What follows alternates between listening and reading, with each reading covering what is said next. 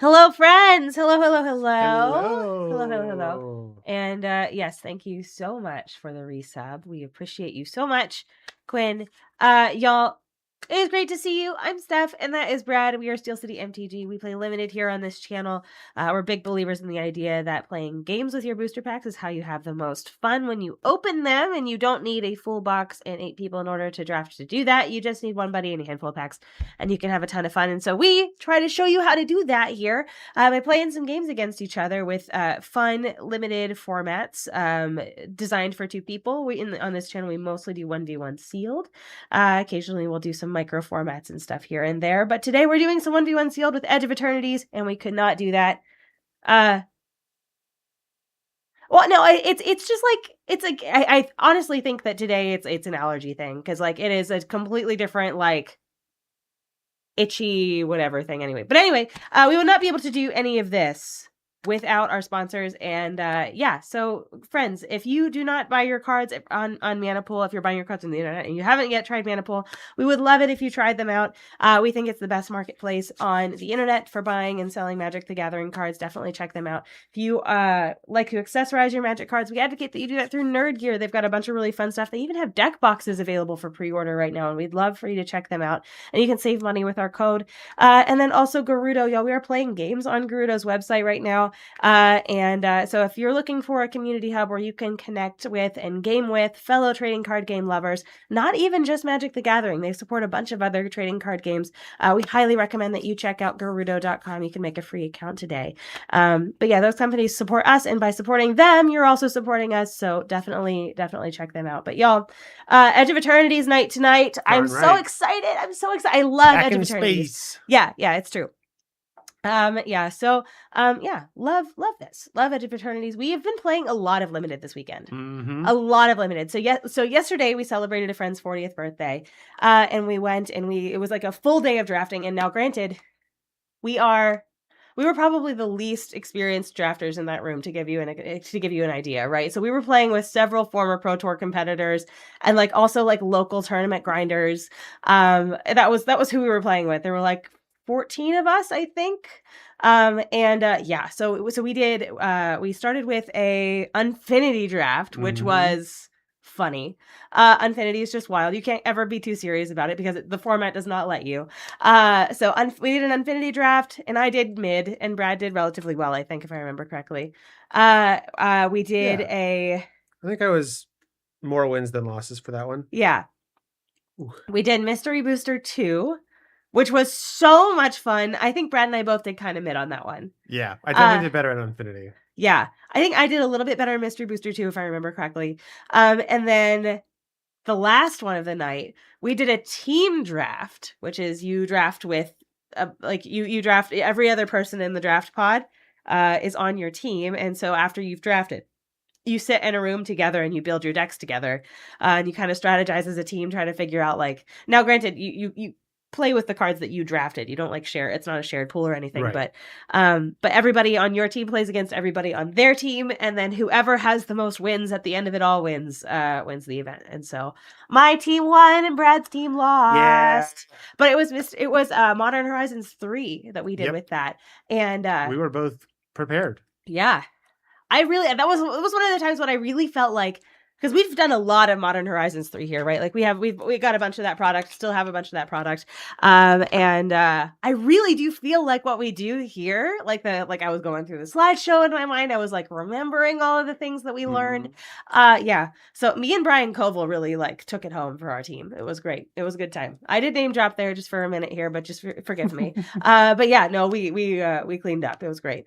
But yeah, no, we've had a great weekend. And then today we played a little bit of Commander, and we did a Winchester draft, a 4-person Winchester draft. Winchester draft does work with 4 people. You don't need to just do it with 2. Of Mystery Booster 2. It was a ton of fun, and some friendly faces in chat may or may not have been there at our house today and rushed home so that they could put a princess hat on Brad. So yeah.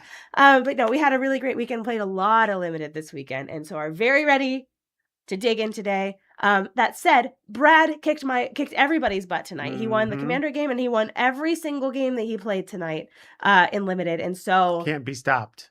We just He needs to be taken down a peg or two, and so I am like ready to make that happen tonight. So yeah, the deck that I drafted in our Winchester draft, yeah, I had a Wing Splicer, which is a 4-mana blue creature. I agree, Nate. I agree. A 1/1 when it enters, you make a golem, and then golems you control have flying. And then he did Blinky McStupids with it all night long. Yeah, I had like Blink and Reanimator stuff, and so there were several games where I had 3+ flying 3/3 golems. And it felt pretty good. 3+ flying 3/3 golems and approximately 0 chill. The whole night. Chill. Yeah. So anyway, but for those of you who are new here, first of all, welcome. Thank you for being here. Thank you for joining us tonight. What we're gonna do is we're going to learn a little bit about the draft format first. So we're gonna do a little slideshow, and we're gonna teach you about the different draft archetypes that we need to know about for tonight. It's gonna refresh our memories as well. We're gonna look at the hello. Hey. Thank you so much for the resub, John. We appreciate you. Thank you for a night to take you into orbit. Yes.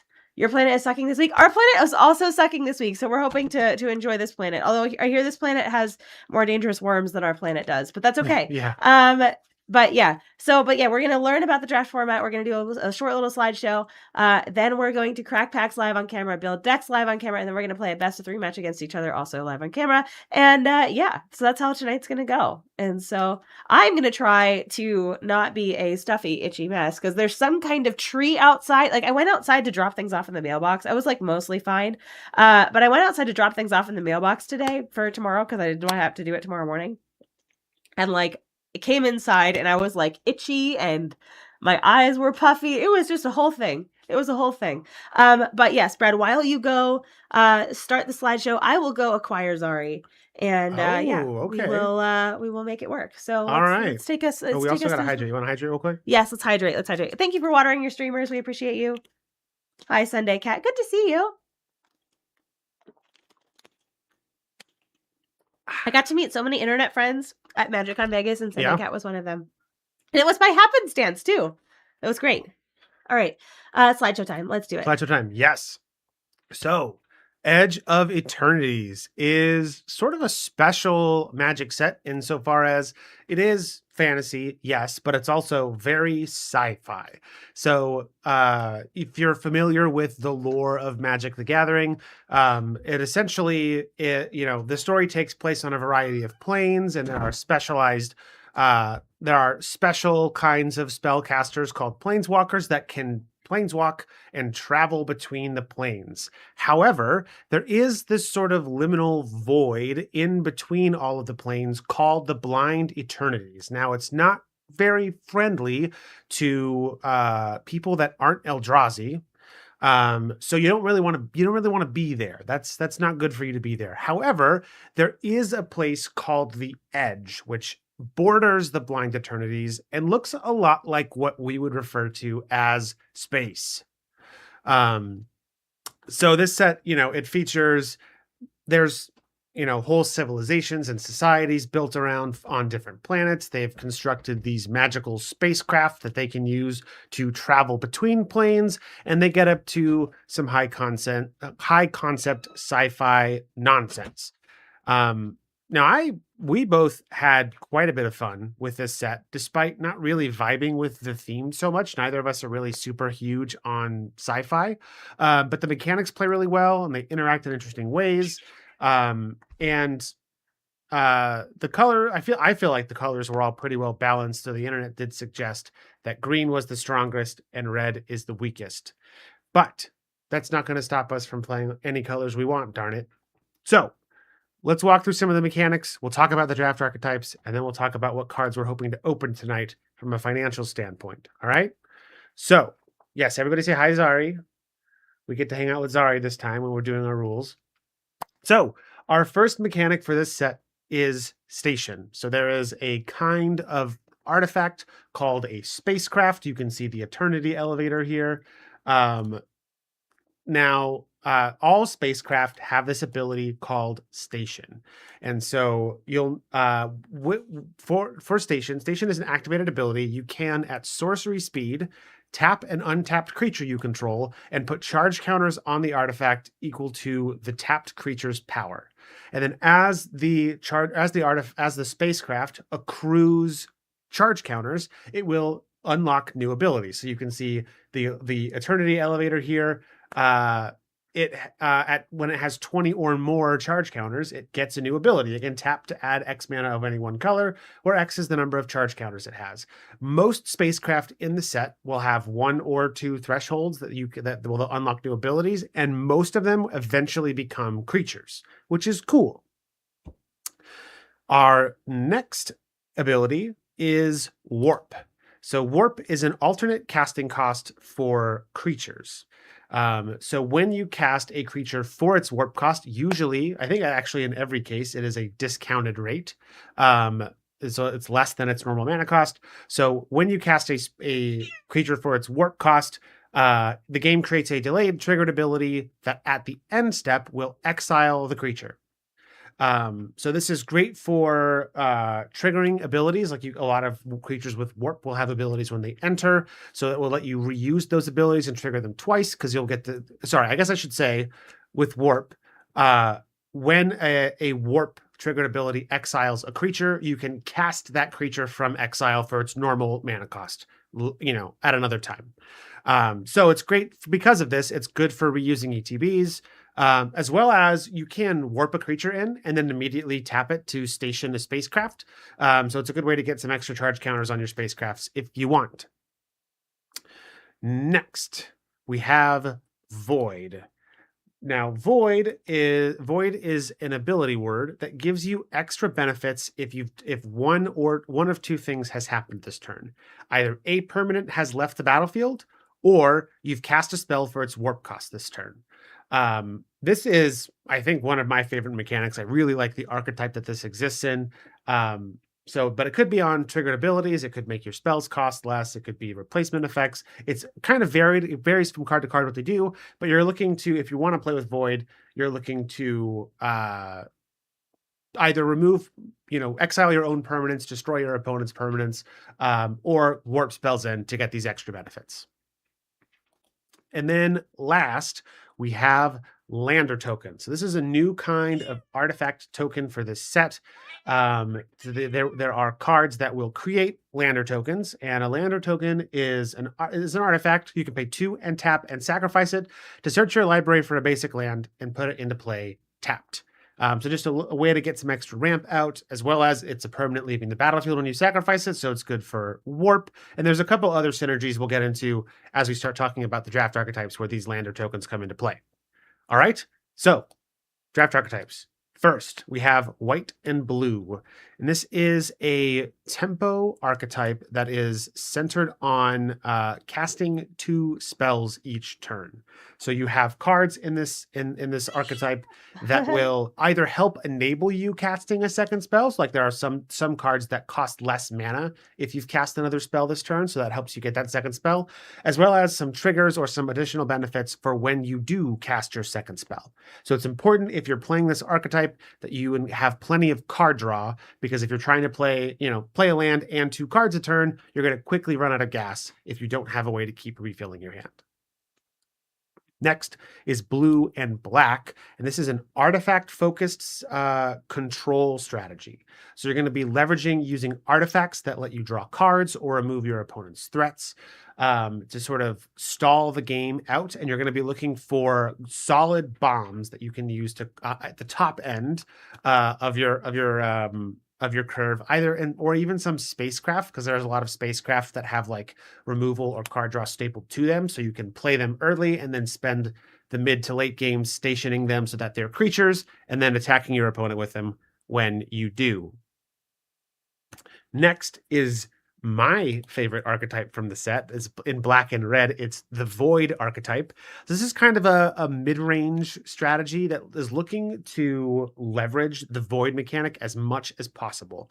And so you're going to be looking for warp spells, removal spells, sacrifice outlets, things that make Lander tokens so that you can get these ward things. And this also has, like, your creatures will kind of start small, they will get bigger. There's a fair amount of recursion in these colors, so you can really just kind of keep the value train rolling if you've got the deck built well. Next, we have red and green, and this is Landers and Landfall. So this is a mid-range strategy that's looking to trigger landfall effects, such as on Tanook here, as often as possible, and it's going to do this largely by relying on lander tokens. So this has a lot of effects that create lander tokens, and it's probably a good idea for you to kind of stock up lander tokens as you make them until you have some kind of landfall payoff so that you can really take advantage of it when it comes down and trigger those landfall effects multiple times in a turn. Next is green and white. This is a +1/+1 counters focused aggro strategy. So you're looking to commit some creatures to the board, put some +1/+1 counters on them, and attack. So there are lots of effects in these colors that put counters on your creatures, as well as give your creatures that have 1/1 counters on them fun abilities to help them in combat. There's lots of ways to draw cards related to +1/+1 counters, so you can just keep applying pressure turn after turn after turn. Into our enemy color pairs, we have white and black. This is a yeah, light stock up is from Ether Drift. Ha ha ha. You're right.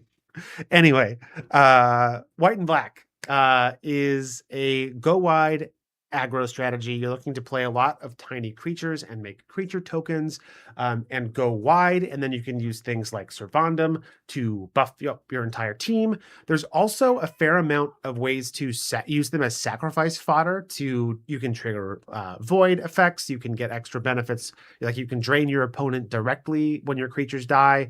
So there's sort of multi-use creature tokens that you're looking for in this set.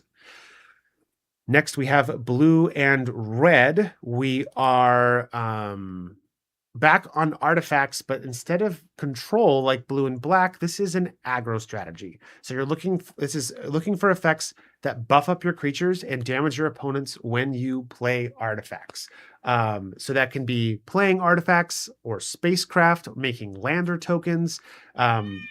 Anything that makes you fussy. Sorry, we're gonna say goodbye. Okay. Bye, Zari. Goodbye, baby. We appreciate you. Goodbye, baby.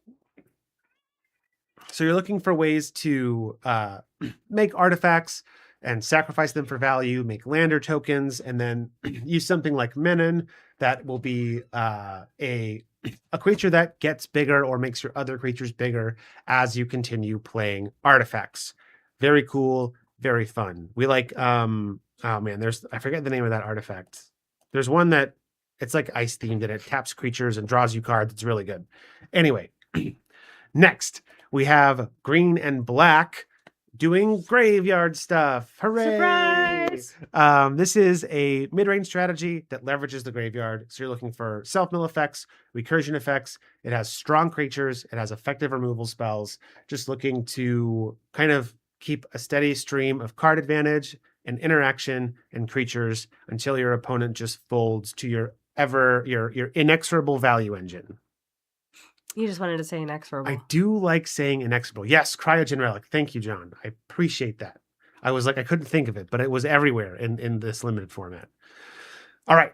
Next, we have red and white, and this is focused on Space Station. So this is a mid-range strategy that cares mostly about having your creatures be tapped. So there are a lot of effects that trigger at the end step if you have 2 or more tapped creatures. Now, you can accomplish this by attacking, and it's an effective way to do it, but for when the board stalls out, you can also accomplish this by stationing spacecraft. So there are things like you could see with Sammy here that make tokens if you have tapped creatures. There's stuff that puts counters on your creatures when they become tapped, so they're better at stationing spacecraft. Just a nice mid-rangey synergy, a little break from the aggro train for red and white. Then last, we have green and blue, and it's ramp. Yay! We did it. This is just another mid-range strategy that wants to generate extra mana and play big threats ahead of curve. Consistent access to lander tokens could also let you splash for game-ending threats, as well as dip into like both the red-green and blue-green. You could sort of make a teamer landfall soup kind of deck. But green-blue is more focused on playing a lot of big creatures and having lots of big mana sinks to use all that extra mana, and less focused on lands actually just entering on their own. Cool. All right. So that's all of our draft archetypes. Let's talk about some pricey cards. So since the last time that we did this, we had two more. We added 2 more cards to our list. We're up to 16 cards at $5 or more. But the top has changed a little bit. We have Quantum Riddler at $39, Ouroboros at $36, and Tezzeret, Cruel Captain, Wide Tezzeret at $21. Wide Tezzeret. Wide Tezzeret. Very nice. Well done. Well done. Good job. Good job. Yeah, so that's what we got going on tonight. We do have to run a quick ad here. So while we're starting to open up these packs, we're going to run a quick ad because Twitch is yelling at us. All right. So for those of you who are still here during this ad run, secret podcast time. Secret podcast. Alex. Misteki got in here just I in was time just to telling finger people tentacle how you. much fun we had. Oh, wow. Both of us. Wow. All right. Wow, okay. Well, I'm less mad now that it's not just me.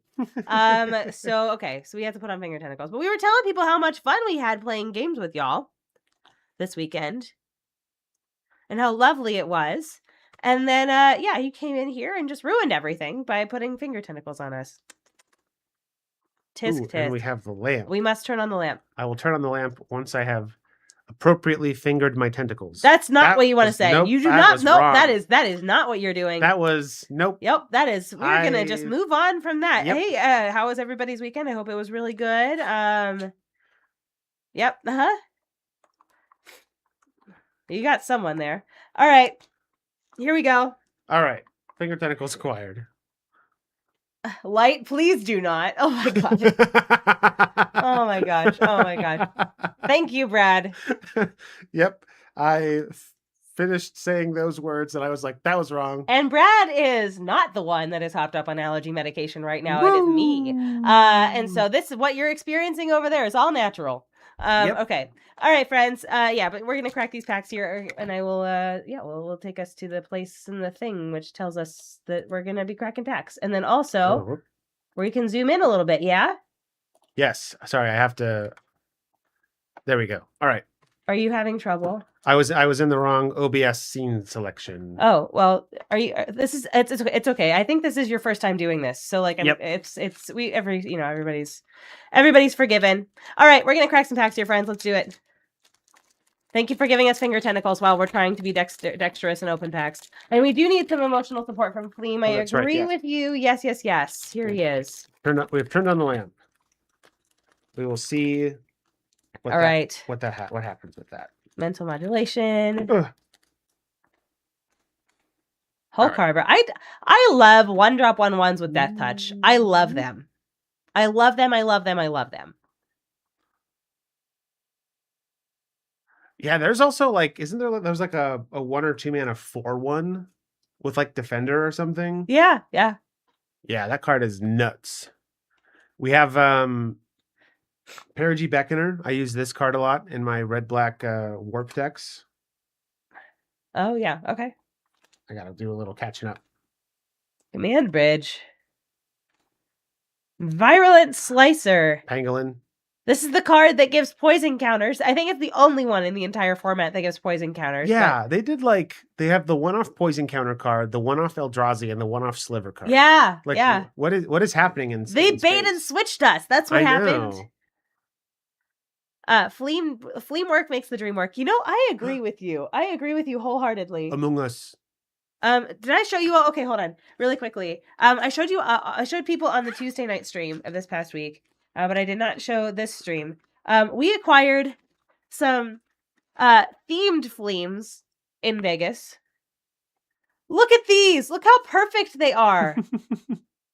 They're Fleem stickers for they're like little school uniforms. It's like my favorite thing that I received all weekend. We love it. Yeah. It was very fun. Oh, hey, KJ. Hi, KJ. Hello. I will give you a shout out here. It's going to take a long time because I have to type because I have finger tentacles on. Oh my goodness gracious. KJ _ the _ hero. I think I did that right. Yes. Beautiful. All right. Y'all, if you aren't already following our good friend KJ, please make sure you're doing that. KJ, thank you for sharing your community with us. It's good to see you. Thank you for the raid. Yeah. All right, friends. We're doing some Edge of Eternities sealed tonight. Yeah, it's good to see you. Thank you for raiding our fridge, KJ. All right, pull through the weft. Oh yeah. Weftstalker Arden. Here we go. Yeah, you love that. We love our impact Trevors. I got Contested Warzone. This is a land. When a creature Ooh. deals combat damage to you, that creature's controller gains control of this land. Tap, add colorless, and pay 1 and tap it. Attacking creatures get +1/+0 until the end of the turn. Wild. What a card. I got Servandum. Not as cool as Elegy Acolyte. I got Elegy though. Acolyte. I feel like this thing is nuts. This thing is absolutely nuts. This is a 4-drop 4/4 with lifelink, which already I'm playing.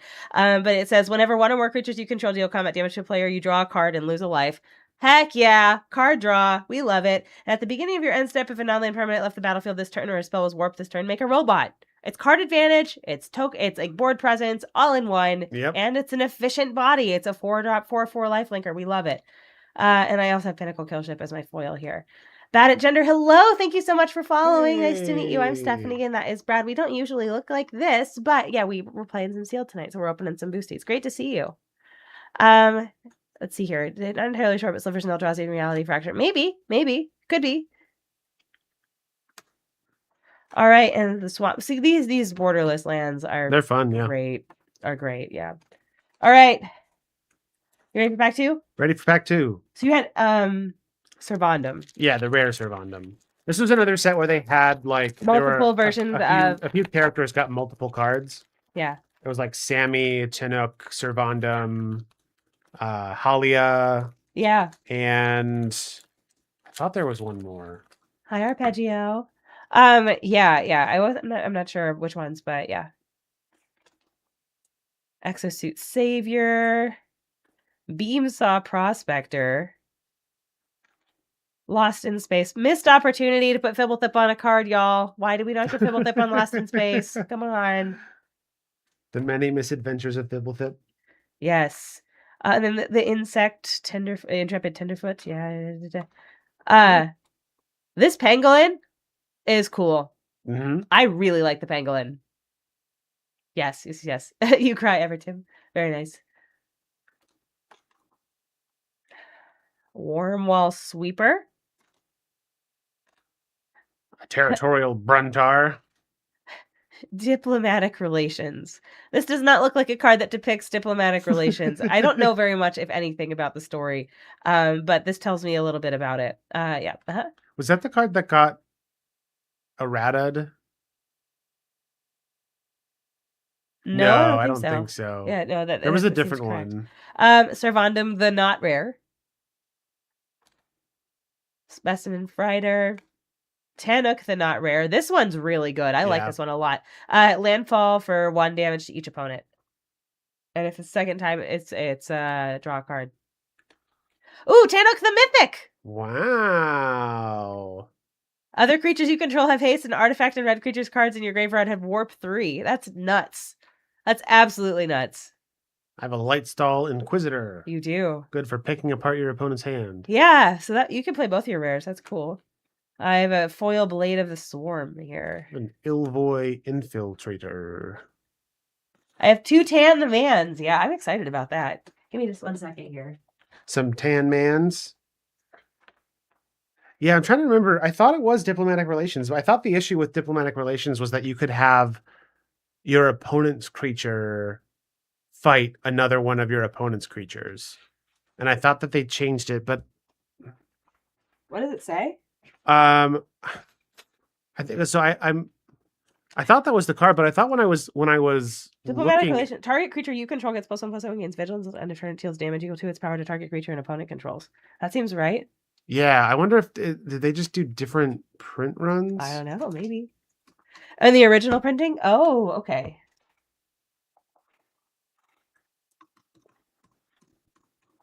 So we have reprinted Diplomatic Relations. Yeah, Good there's stuff. Yeah, okay. Like the image on Scryfall just says target creature gets +1/+0. Ah, I see. Yeah, so they must have on the next print run they must have fixed it. All right. All right. You want to open pack 3? Yes. Let's open pack 3 with our tentacle fingers. Thank you, Alex.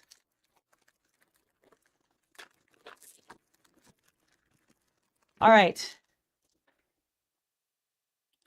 Depressurize. This card is really That's good. a really cool card.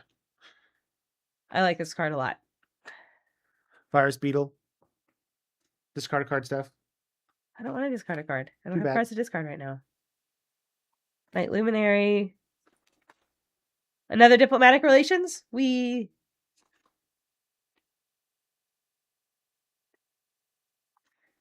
Another Kavu. I love that they did more stuff with Kavu this time. Insect scientist that does lander things. Ooh. This is a threaten effect. I love that it can gain control of a spaceship, like artifact or creature. Puts a bunch of charge counters on it for a turn. So you can bop someone with it. Yep. Fell grab ship. Consult the star charts is my rare here. Oh, that's a good one. The Biomechan. The Biomechan, is that how you say it, Brad? Yes, definitely. Good. I have. Ooh, I have a Stelly Reclaimer as well. I had a 2-rare pack. Wow. All right. A Stelly Reclaimer is good. Anyway, sorry, what were you saying? So I have Moonlit Meditation. Okay. It's an aura. It enchants an artifact or creature you control. The first time you would create one or more tokens each turn. You may instead create that many tokens that are copies of the enchanted permanent. Oh, okay. That's kind of cool. Sick. Yeah. A Stelly Reclaimer is great. It has 2 pips. And I really, really, really want to play the Elegy Acolyte. So unless I'm playing black-white, which I could be at this point. I'm probably not playing both, but we'll see. The Reclaimers are, yeah. Let's take a second and marble. Just give me 1 second. Oh, hold on. Let's look. It was the set art for a reason, right? Like look at this. Look at this business. It's really cool. Look at it. Look at it. It's beautiful. They did a great job. Have y'all seen Peachy Pop's cosplay for a Stelly Reclaimer? It is so good. Hi, JB the Lefty. It's good to see you. All right. What's up, pack 4? Pack 4. Yeah.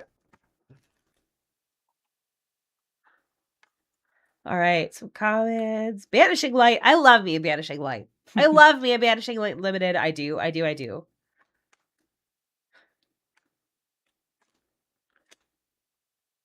Nutrient Block, Rig for War. Thawbringer. Enter to Dice Surveil 1. There are some of these like insects that I remember are just really good. Like they're sneakily good. Yeah. And so I'm trying to read all of them. Like the one that you can just pay 3 to put a counter on it or whatever. Pollinator is a seed ship enabler. Okay. It's a tap and untap permanent you control. Oh yeah, it sure is. Galvanizing Saw Ship. Okay, Flying Haste 6/5. Speaking my language with that one.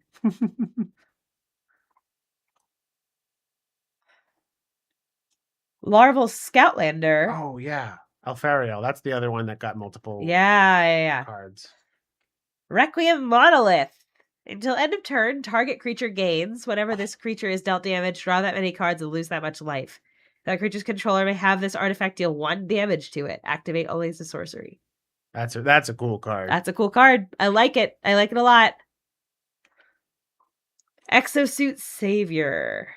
Fly. Yeah, very nice. Thank you so much for the for the resub, Duke. Great to see you. Thank you. We appreciate your support, Fred. I got a Biotech Specialist. When it enters, makes a lander, and when you sack an artifact, it deals 2 damage to target opponent. Wow. Okay. Good for landfall. Our packs do have some hot bombs. I know. I'm excited about my packs so far. I do think I'm going to probably be in black and white. We'll see. Black, white, maybe. I might do some green. I don't know. We'll see. All right. Pack 5. You ready? I'm ready. Let's do it.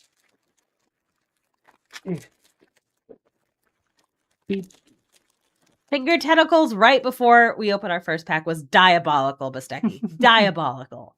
Okay, fine. Everything's fine. Everything's fine. Nothing is wrong. Great.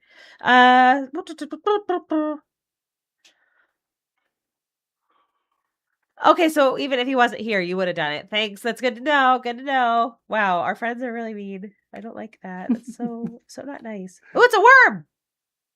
Not the worm. Worminating germ? Yeah, that one. Do. Faller's Faithful. Destroy up to one other target creature. If that creature wasn't dealt damage this turn, its controller draws 2 cards. Love that. Corgi. That one, he's so cute. He's so cute. I love him. Oh, another doggo. The other one's cuter. That one Yes. looks like squirrely. And it has like too many legs. It's got so many legs. Yeah. The other one doesn't have enough legs, but I feel it's fine. Yeah. Gigastorm Hi, Titan. Donnie. Thanks for repping Team Brad. Fine, whatever. Ooh, I opened a Watery Grave. That's not good for limited, but I'm like, I mean, I might be actually. I don't know if I'm tapping into blue or not. Interceptor Michan. I have the Extinguisher Battleship. This is an 8-drop, Wow. 10/10, station for 5+, which have be a creature flying and trample. When it enters, destroy target non-creature permanent, then it deals 4 damage to each creature. Yikes. What a cool card. Yikes. I am running the shit out of that. I don't care that it's 8 mana. We're gonna make it happen. I have a Secluded Star Forge. Chrome Corgi is so good. Yeah, I agree with you. You have what? A Secluded Star Forge. Okay. So you got a rare land. Yeah. Yes. I'm unimpressed with some of these packs I've got so far. I'm impressed with my packs, so I'm like ready to go. All right. Last one. Last one. Not yet, Arpeggio. We're hoping. Fingers crossed. Tentacle fingers crossed. Sliver token. All right. I do think after we like physically open this pack, I do think we're done with our tentacles. All right. We are free. I hope you all enjoyed that. I hope you did. All right. Let's see here. Yeah. Cryo Shatter. Okay. Maybe I do Splash Blue. Maybe I'm like an Esper. I don't know. Maybe. I don't know. We'll see. I have to lay things out to see it. Strixhaven on 20. The new Strixhaven. It is so good. It is. Have you drafted it before? It is so good. I'm excited for you. Torpedo. Full Bore. Sisurian Voidborn. Very nice. This one's good. The Red Tiger Michan. Godless Shrine. Look at me with my fixing. Wow, look at me with my you fixing. go. Wow. I feel unstoppable when I have 2 dual lands. Unstoppable. Loading Zone. What a card. People like this card, Commander. You got the good packs. I did. And you didn't, which is good. I have a Choracle of the Void. I would have liked that card. Corral, Brad. Corral. Did you call it a Choral? Did you just call it a Choral of the Void? Wow. Which one of us is on allergy medication right now? Is it you? Because it sure seems like it might be you. Ooh, but I got a foil plains. Haha, look at that. Fine. I have a foil beast. Wow. Tell that to my foil plains. Yeah, whatever. All right. I'm so ready to do this. Are you ready to do this? I'm kind of ready. Let's deck build. Let's zoom out. Our friends can go to nap time. Oh, that's right. Thank you, Fleem. Thank you. All right. Where is my OBS? There it is. Zoom back out. Very nice. Love this. Okay. Maggie wants some chortles. Someone sent you a message on Discord. Yes, I did see that message. I will look at it probably sometime tomorrow. But I have seen it. Do substance, kids. Yeah, thank you, Light.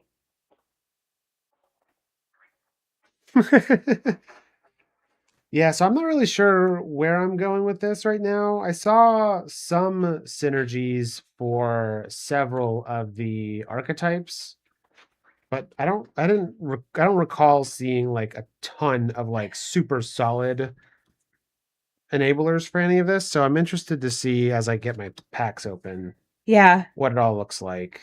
So I'm wearing a Silver Quill shirt right now. I really feel like this is just speaking into existence the deck that I need to build here. Although I do think I have some really good blue stuff too. So we'll see. Yeah. I might go 3 colors. I think I have the support for it. Or maybe I'm just hoping I have the support for it, and maybe I am using that to justify bad decisions. I don't know. We'll see.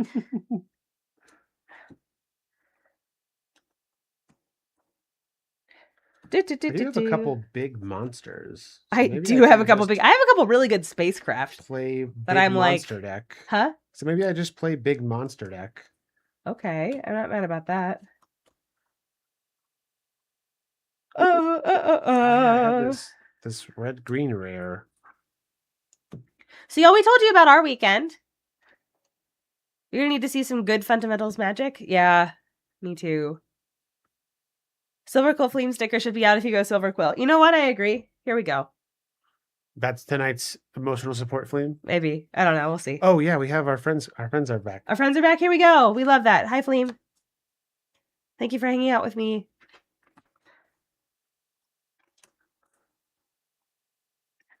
So I'll need to kind of figure out my removal situation here. I think that is going to be pretty key because I think if I'm playing black and white, that's what I'm going to need to lean on. And if I don't have the goods, so to speak, it'll be difficult. But I think I have the goods.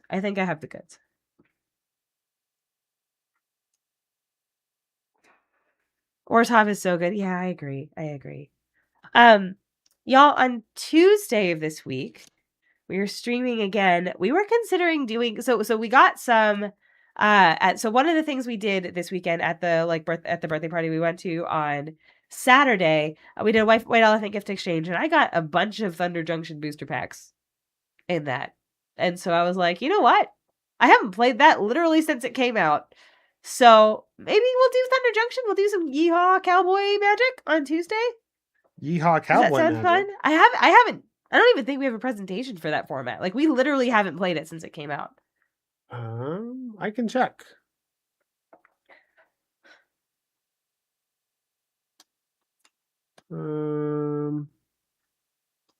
It does not appear as though we do. Yeah, I don't think we've done it since we've done like any kind of slideshow, anything. I think we have done it on stream before, but I think it was like at the very, very, very beginning of our tenure as streamers. Like, and we really haven't done it since then. So it's certainly not since we've got any kind of good at this, right? Yeah. So like, I think, yeah, that should be kind of fun. I'm looking forward to that. Yeehaw, indeed. And so like a lot of people kind of dunked on that set for being, well, yeah, right. A lot of people kind of dunked on that set for being like a, a hat set or whatever. It's just like a, bad lore, just put hats on people and put them in, you love hat sets? Yeah. I don't remember how I felt about that set's limited environment. I remember I played a lot of it because I liked Arena at that point. But and again, that was like right before Brad and I, or like right when Brad and I started streaming. So like I was trying to do more limited stuff as much as I could. I just don't remember very much about it. There's just been so much that has come out between then and now, and so I just feel like I'm really interested to dig into it again with fresh eyes and it's honestly I feel about it. It's remarkable to me how much my impression of different sets or even the game as a whole has changed since we've really dug into doing a lot of Blue. Yeah, how so? Just like because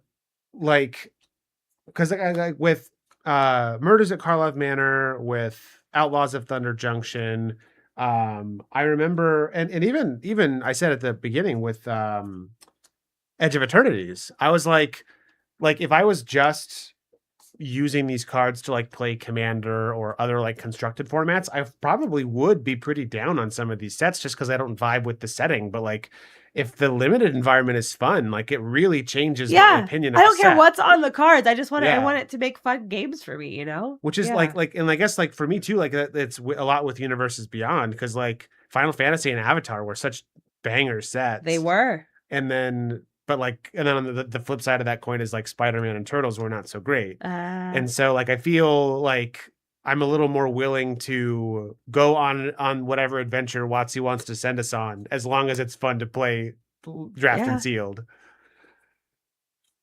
I am too. I think that's where I'm at.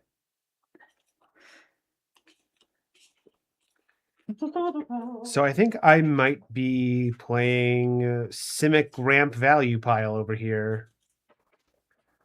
I have I've got quite a bit of Simic-y card draw. I've got quite a few lander thingies and some big green monsters. I think I might be the uncreative, just ramp to big spells deck tonight. And that's just gonna have to be okay with everybody because that's what the sealed pool is telling me to do today. And we listened to our sealed pool. Darn right. Only sometimes do we when we get a cool legendary creature, that's when we force whatever we want. When we build a commander deck, yeah. Yes. Though I do have 2 of these frontline War Rangers. I think there's probably a version of this where I might be splashing a little bit of red for some cool like landfall stuff. Yeah. I also think like I don't have a ton of like interaction in blue and green. I don't think that's what I love to hear. But I have some good like red removal spells. That's what I love to hear, Brad. So you should just not play any removal. Let me play my threats completely undealt with. I did do quite a bit of removing earlier today, so maybe he it was is such time a jerk. to take off. You should tell them. You should tell them the crimes that you committed. And like Winchester Draft is not particularly, especially a 4-person Winchester Draft. It's not particularly easy to build a deck that has cohesion to it. Yeah, you kind of just have to do like you got to hold on and do the best you can with what you got. Right. This man did actual crimes. It was not good. I did not love it. I did not love it. Yeah. So the biggest thing that I did, so I had quite a bit of removal, including. Oh goodness, what was the name of that card? I'm not telling you. You should figure it out. I'm gonna look it up. I want to say it's like Hand of Darkness or something. No, it's not that. I can find it. Destroy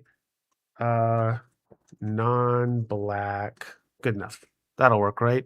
Golly. It's Doomblade +1, right? Hand of Death. It is Doomblade, but it is sorcery speed and costs 3 mana. So strictly worse murder. Yeah, it worked out okay. I got to use it several times, mostly because I think Steph was the only other person that was playing black. So it was fine. But so I had quite a bit of good removal, but the biggest crime that I did was, I think I mentioned it a little bit, was with Wing Splicer, right? 4 mana, 1/1, enters, makes a 3/3 golem and gives your golems flying. I had an angel that could blink it. I had several ways. I had like Unburial Rites to reanimate it. I had a Liliana Planeswalker that could get it out of my graveyard to my hand, as well as another card that did it.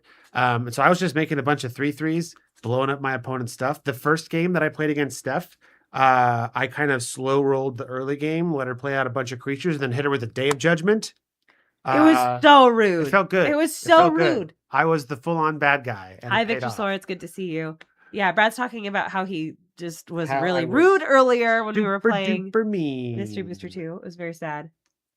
Oh, I have these artifacts that blow up. I think I am playing 3 colors. I think I'm straight up, like, I have Godless Shrine, Watery Grave, and Command Bridge. I think I'm just going for it. Okay. I think I'm going to do, like, artifacty stuff, and just play bombs. I think that's what we're going to do. And I have good removal in white and a little bit of removal in black. I'm feeling good about it. I don't think I'm missing out on a ton by not playing red.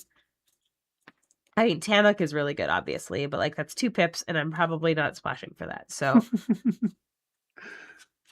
yeah, we had Day of Judgment, Victor, and it was a white bordered Day of Judgment, so you know it was cool. Okay, Victor, you can't just cheer for Brad when I'm like lamenting his crimes against me. Cheering for him is like the opposite of what I want you to do. No, it's all about telling. We're telling the story. We cannot advocate for that kind of behavior in this house. All right. I think I'm locking in to blue, green, maybe red. I am in Esper. 100 P. 100 P. I think white's my splash color here. But we're splashing if a Stellar Reclaimer is just too good to not play. So, yeah. Yeah, we're going to try some like artifact shenanigans here in blue-black. We're going to see what we got here. Okay. I do think it's primarily blue-black that I'm playing here, so we'll see what happens here. So, Hull Carver, Elegy Acolyte. And we'll set these to the side and see if I need them. Wonderful, wonderful, wonderful. Thank you so much for the follow, Spiker Blade. It is great to see you. I'm Stephanie, and that is Brad. Nice to meet you. We play limited here. We're doing some sealed tonight, so it's good to see you. Eternities. Yeah, we're on the edge. All right, of Eternities. Of Eternities. That's a strange meter, but we made it work. Oh, we're back on the tiara. Are we? Yeah.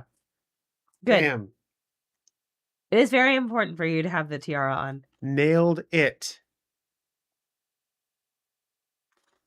All right. So I want to start by finding my landfall stuff. Not my landfall stuff, but like my payoffs. I have Starbreach Whale is cool. We love a good warp. So is Mechanizoa.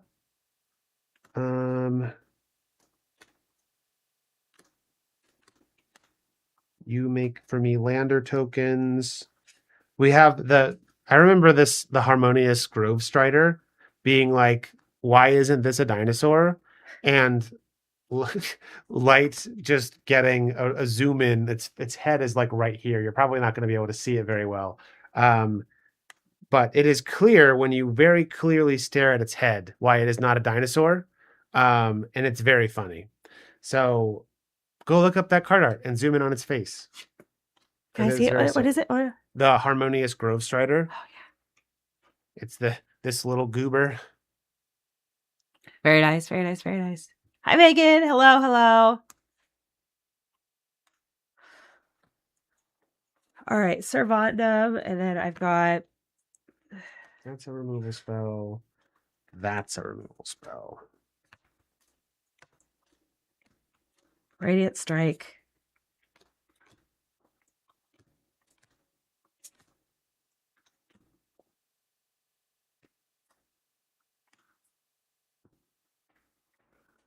And I can warp this in. And a tractor beam. Why not a tractor beam? 1, 2, 3, 4, 5, 6, 7, 8, 9, 10, 12, 13, 16, 18.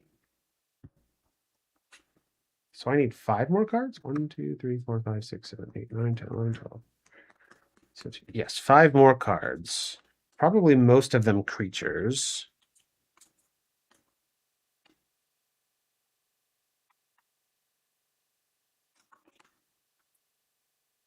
Maybe I play. I don't know. Seed Ship Impact is maybe a sideboard card. We'll see if Steph is playing artifacts and/or enchantments that I want to destroy. Actually, I feel like it's the space set. There's spacecraft. There's almost certainly going to be artifacts and/or enchantments that I want to destroy.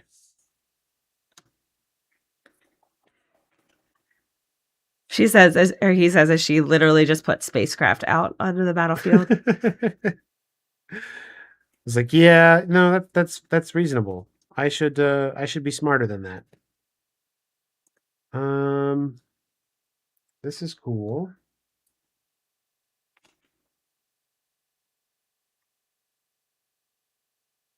One, 2, 3, 4, 5, 6, 7, 8, 9, 10, 11, 12, 13, 14, 15, 16, 17, 18, 19, 20, 21. 2 more cards.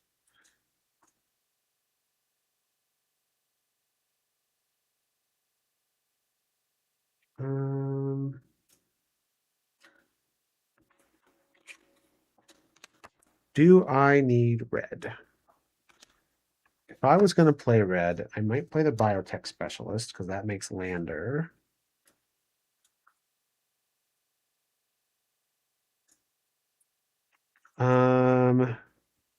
Bruntar has landfall for impulse draw, which is cool. But it's 2 red pips. Although if I'm doing lander stuff, I can easily find it. So, and I could do Orbital Plunge as a removal spell. I think we're just doing blue-black here, friends. We're doing blue-black here. Blue-black. Okay. No white needed, huh? Well, I have white. It's a very, very, very small splash. All right. I gotta see if this works. I think there's a chance it might be worth it to lightly splash for these 4 cards. Because I do have some stuff, or maybe it's just one stuff that cares about the different lands, the names of lands I control. So maybe I don't need to think about that too much. But Biotech Specialist makes a lander. It's better if you don't think, Orbital Plunge I don't know. makes a lander. Yeah, so maybe it is worth it to go to splash a little bit of red. Yeah. Because we just like territorial Bruntar. I like saying Bruntar. It's a big goober with reach that does landfall stuff. You like saying Bruntar. Is that part of your Bruntar. calculus? Absolutely, it is. Yeah. In the same way that what was that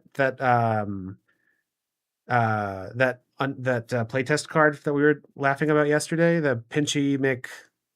Pinchy McStingbutt. Yeah, Pinchy Yeah. McStingbutt. It's fun to play cards that are fun to say. I am catching up on chat right now really quickly. You're new to MTG Spiker Blade. Okay. You've only been playing Arena for over... Okay, very nice, very nice, very nice. You have an LGS. Let's see here. Great, great, great. There's an LGS that plays on Saturdays. Beautiful, beautiful, beautiful. Oh, thanks for saying we're great to watch and learn from. We appreciate you, Just Two NPCs. But yeah, honestly, like,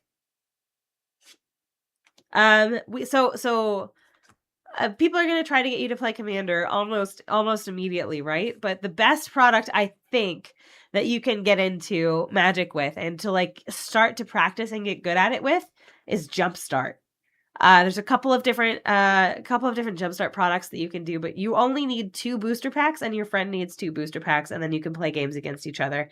It's a really, really, really good product. They keep the card complexity. They tend to keep the card complexity down. It's a very good way to learn Magic. They also have a beginner box, which is like actually good for actually learning the mechanics of the game. But if you already have that down, Jumpstart I think is a really good way to get into it and like practice the game. Yeah, Donnie agrees. Yeah, welcome deck. Actually, I think they're printing new welcome decks for Marvel, which is good. But yeah, Jumpstart is an awesome way to get started. And like the fact that you have as soon as you have 2 packs that you smash together, you already have a deck to play with is very cool. It's very cool, and some of the cards are really good too. So, Spider-Man welcome decks are pretty good. Okay, good. Yeah, I actually hadn't. I thought those were exclusive to Comic-Con or something, but like maybe I'm wrong about that. But yeah. Jumpstart is really, really, really good. And like if you like their Avatar had Jumpstart product, but if you're not a big Avatar fan, there's another product that came out, or another Jumpstart product that came out during Foundations, which is a more like generic set that has like less like IP specific stuff in it. It's just got like Magic stuff, like normal Magic, stuff, but it's good. Spider-Man welcome decks just evaporated. Yeah, I thought they did too. But yeah, Jumpstart is a really, really, really good product to dig in with, and you just need like a buddy to sit and play with. You don't need to But the next best thing I think that you can do once you get kind of like practiced with the actual mechanics of the game, what we're doing tonight is sealed, and so we've opened 6 booster packs, and we're building 40 card decks with the contents of those 6 booster packs. That is exactly what you're going to do at an event called pre-release, and they have these the weekend before the official release of every single Magic set. And so the next set that comes out, I believe, is Marvel Heroes. And so when that release, the weekend before that releases, your local game store is going to have events. And what's great about these events, pre-release events, everybody is on the same playing field. It's not like somebody bought a $20,000 deck and is going to come here and try to stomp you. Everybody has 6 packs to build with. Everybody's on the same playing field. So yeah. All right, Quinn, good night. It was good to see you today. But yeah, pre-release is an awesome place to go. So yeah, so I would absolutely practice with Jumpstart, and then figure out when Marvel Heroes releases or when the pre-release weekend is, and see if you can sign up for an event at a local game store, because it is really fun. What we're doing tonight is what you're going to be doing there. You're going to be cracking packs, building decks, and playing a best of 3 match, playing a series of best of 3 matches against opponents at the store. And so, stakes are low, vibes are high. That is exactly it. Yeah. Pre-release is a great way to make friends too, because honestly, like exactly what Duke's saying, vibes are always high. People aren't going to pre-release to try to stomp you. Like pre-release is like the most casual of casual events that you can get into. Yeah. I think that's a great way to learn the game. And then if you find that you really like Magic, if you find that it's fun, there's a 4-player version of Magic that you can play called Commander, which is like what a lot of people really like to play. I consider that to be Magic the board game, though. I really think 1v1 Magic feels a little bit more like a chess match kind of. Like it's obviously like a different kind of chess match, but it feels a little bit more like strategic and yeah, but like, and Commander's a whole different animal, but it feels like more Magic the board game. So if you like the mechanics of 1v1 Magic and you understand them well, transitioning that to Commander is great. So that's kind of the sequence of things that I would recommend for you. But like, honestly, this is a great hobby. However you choose to engage with it, I think you're going to have a great time. So, all right, awesome. So I think this is my deck. Brett, are you ready to give everybody an elevator pitch? I am. Okay, so here's what we do, friends. Here's how we do things here on this channel. So, what we're gonna do is I am going to tell you what I have built. I'm gonna give you my best impression of an elevator pitch for this, and then Brad is going to tell you what he built. He's gonna give you his best impression of an elevator pitch for why he thinks he's going to win, and then we're gonna leave it up to you all to predict who's going to win, and you can do so with your channel points. So, friends, I am playing blue-black artifacts. I am splashing a little bit of white because I have 2 really, really, really good white cards that I think I can get away with playing with the fixing that I have available to me. I have decent removal. We've got a lot of really big spaceships that blow stuff up when they come in, and we have enough creatures, I think, to make that work. We have a lot of artifact creatures here, and a lot of cool things that happen whenever I have non-token artifacts do things. Yeah, so we're gonna just try to just outspace Brad. We're gonna just have so many spacecrafts and try to just right into him, and yeah, it's gonna make that sound too. It's gonna be great. I'm excited for it. I do have a virulent silencer too, and I have just like yikes. an egregious number of artifact creatures. So I'm really hoping I get to meme on that too.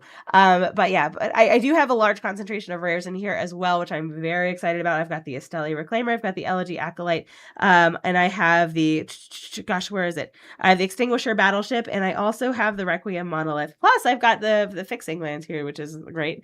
So I'm feeling good about this. I'm feeling really good about it. So yeah.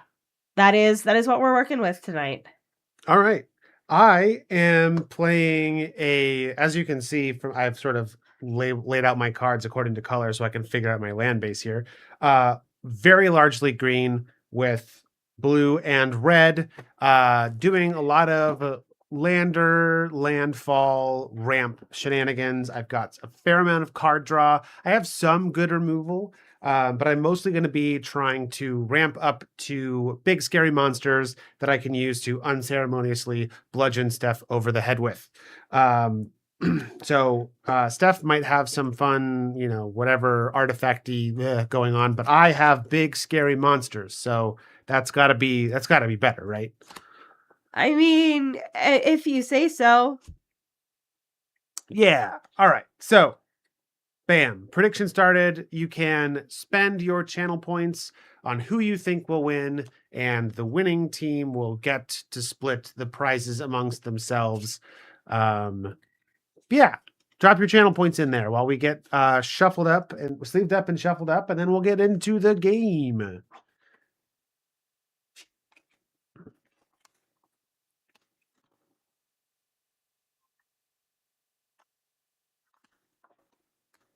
What? I've got myself a Pinnacle kill ship, the Pinnacle kill ship. Very nice. They should have just let it be the Pinnacle kill ship. What? Oh, Pinnacle. Okay. Yeah. Okay. Instead of Pinnacle kill, that's too many syllables. Got to simplify. Do you know? Yep. I have 4 white sources in here. I feel like that's 5 white sources in here. I feel like that's fine. I feel like I'm doing okay.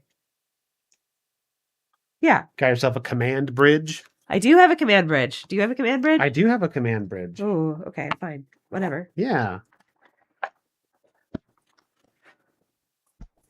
Get those points in there, friends. And remember, I'm out for blood today. Oh, Brad's got a lot of points so far. I know. I just need you all to remember how much I beat his butt whenever Yep. we played Lord of the Rings. I just need you all to remember back about a week and a half ago. Yeah, Donnie, I don't know. I don't think you, at least I didn't see you in chat when we were last talking about this, but we played some Magic earlier today and I did pretty well. So we're going to carry that momentum. Shh. No, you're not. No, Carry you're that not. momentum into today. I'm also free of my tiara responsibilities. You are. Beep.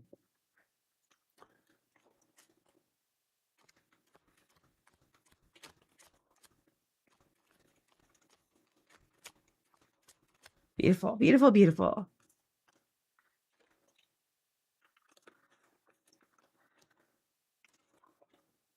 Ooh. Oh, wow. Big points for Team Steph. Okay. Love it. I'm feeling confident now. I'm feeling so good.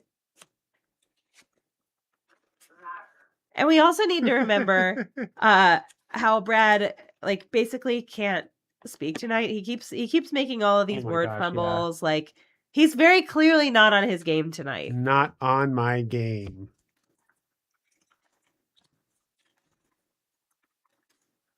I'm trying so hard. I really just need this tonight. My pride won't be able to handle it if you kick my butt again tonight after after the beating I just received with Mystery Booster 2 draft upstairs. Your commander decks are almost all for PDH. Very nice. I need to take Brad down like 6 notches. Homeboy was insufferable all night. All night. I'm just that good, chat. There's no way that I lose ever. Although that said, you did open quite a few more rares than I did, which we all know is the only thing that contributes to success here. I mean, it usually works pretty well for me. If I'm being honest. I was waiting for that.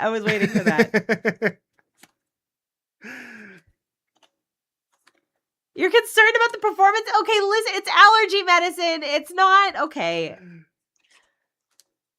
I think I have been sufficiently caffeinated to surpass any drowsiness that I might feel from the allergy medication. So you all, it's gonna be fine. It's gonna be so good. It's gonna be great.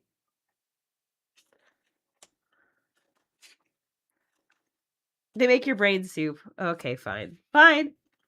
Everything's great. I think I'm gonna be just fine. Megan, it's gonna be fine. Okay, I'm trying so hard. Chat is just on it tonight. They really are. They're not me specifically. Goodness gracious. Oh man. It sure does. And I did have some coffee today.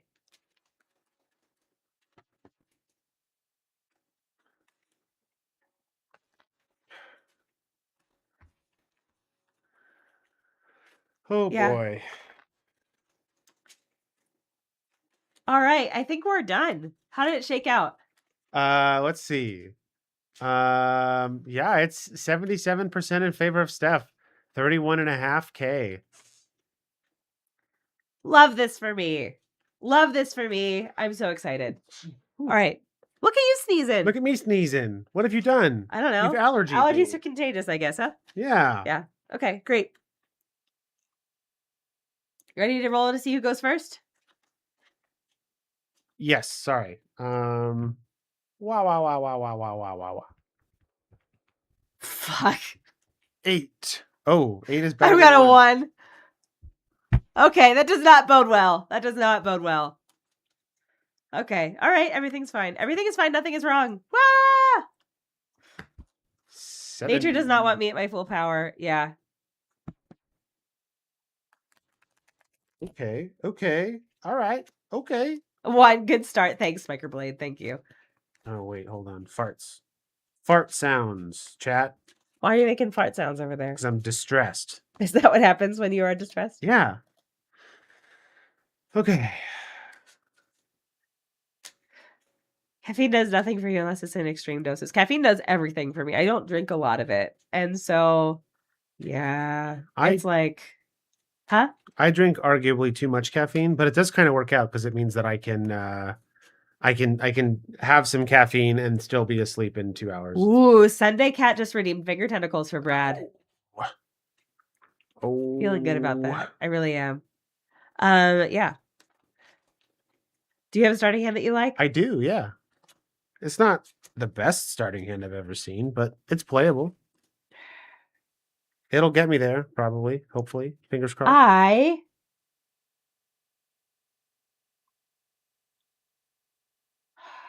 I will keep this. I reserve the right to complain, but I will keep it. All right. I guess I'm first. A forest pass. Swamp pass. Draw. I will play my command bridge, which enters tapped. And when it enters, I sacrifice it unless I tap an untapped permanent I control. But it does tap for mana of any color. Pass turn. You know what, Brad? I think you had a really good idea, so I'm going to do that too. Wow, Go get ahead. an original thought, Stas. Jeez. All right, we untap. We draw.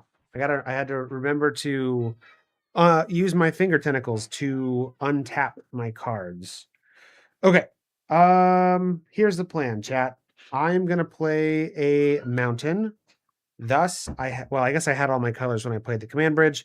I am going to cast this Ilvoy Infiltrator, and it's shiny, so it works better. That's exactly how that works. Command bridge is going to tap for blue. This is a 1/3. It can't be blocked if I've cast 2 or more spells this turn, and when it deals combat damage to you, I will draw a card. Okay. Pass. Draw. Foil lands tap for foil mana. Yes, Duke. Which Beautiful. is why we get the foil lands. I will play. I'm gonna pay 3. What are the stats on your creature? 1/3. Okay, love that. I have a 2/2 here. When this creature or another creature or artifact I control dies, target opponent loses a life and I gain a life. Oh. Go ahead. Okay. What is that called again? Susurian Voidborn. Susurian Voidborn. I wasn't sure if that was the Elegy Acolyte. I think the Elegy Acolyte is the sacrifice outlet. Are the Lord of the Rings set good? Yes. So the original Lord of the Rings set I think was really fun. I really liked it. It was I liked it a lot. There were some mixed reviews about the limited environment, but I do think the cards are really good. If you really like Lord of the Rings, honestly, it's going to be everything you want. We haven't yet seen The Hobbit, and the Hobbit set is coming out later this year. So buckle up, cross your fingers, do whatever you need to do in preparation for that. But that will be happening soonish. That will be a smaller set than what we got for the initial Lord of the Rings set, though. All right. I am some really powerful cards in that original Lord of the Rings set, though. We actually just drafted it, or not drafted, we did the this for it a few nights ago. So if you look back at our VODs later, Spiker Blade, you'll get to see us play with it. All right. I'm going to set my command bridge to the side here. I'm going to pay 3. I'm going to warp in my Mechanozoa. Cool. When this enters, I will tap target artifact or creature an opponent controls and put a stun counter on it. Well, that's not very nice. Yep. And then I will go to combat, and I attack you for 1. I'll take 1. When it deals combat damage to you, I will draw a card. Cool. Then I will go to my end step, wherein I will exile the Mechanozoa, and I will be able to cast it at a later time. Thanks, Warp. Beautiful. Pass. Untap. Draw.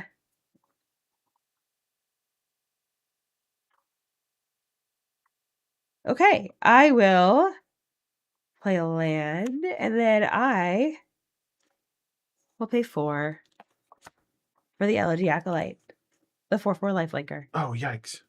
Be scared. And also, when one or more creatures I control deal combat damage to a player, I draw a card and lose a life. And at the beginning of my end step, if a non-land permanent left the battlefield this turn or a spell was warped this turn, create a 2/2 robot. Go ahead. Okay. At your end step, I'm going to pay 1. And I'm going to cast Ilvoy Galeblade. It's just a 1/1 with flash and flying, and I can pay 2 and sacrifice it to draw a card. Sure. All right. Untap. Boop. Draw. Land. All right, Steph. All right, Brad. All right, Steph. All right, Brad. You want to gain some life? I don't know. Do I? I don't know. Do you? I'm going to pay 3. I'm going to cast Cut Propulsion. Target creature deals damage equal to its power to itself. That's not very nice. I'll gain 4 life. Yes. Okay, so what just happened here? This creature has lifelink, which means any damage that it deals, I gain that much life. He has to deal damage to himself. He kills himself, but yeah, I gain life from it. Cut the propulsion on yeah. And then Stop I will hitting yourself. pay 2 and play the Biomechan Engineer. Okay, Donnie. Shh. Yeah, take that, Steph. When the Biomechan Engineer enters, I will create a lander token, which I will represent with this lander token. Also, I can pay 8 mana as an activated ability to draw 2 cards and make a 2/2 robot token. Okay. I would then like to go to combat. I'm sure I would you like to would. attack you with 1 flying and 1 that cannot be blocked. Okay.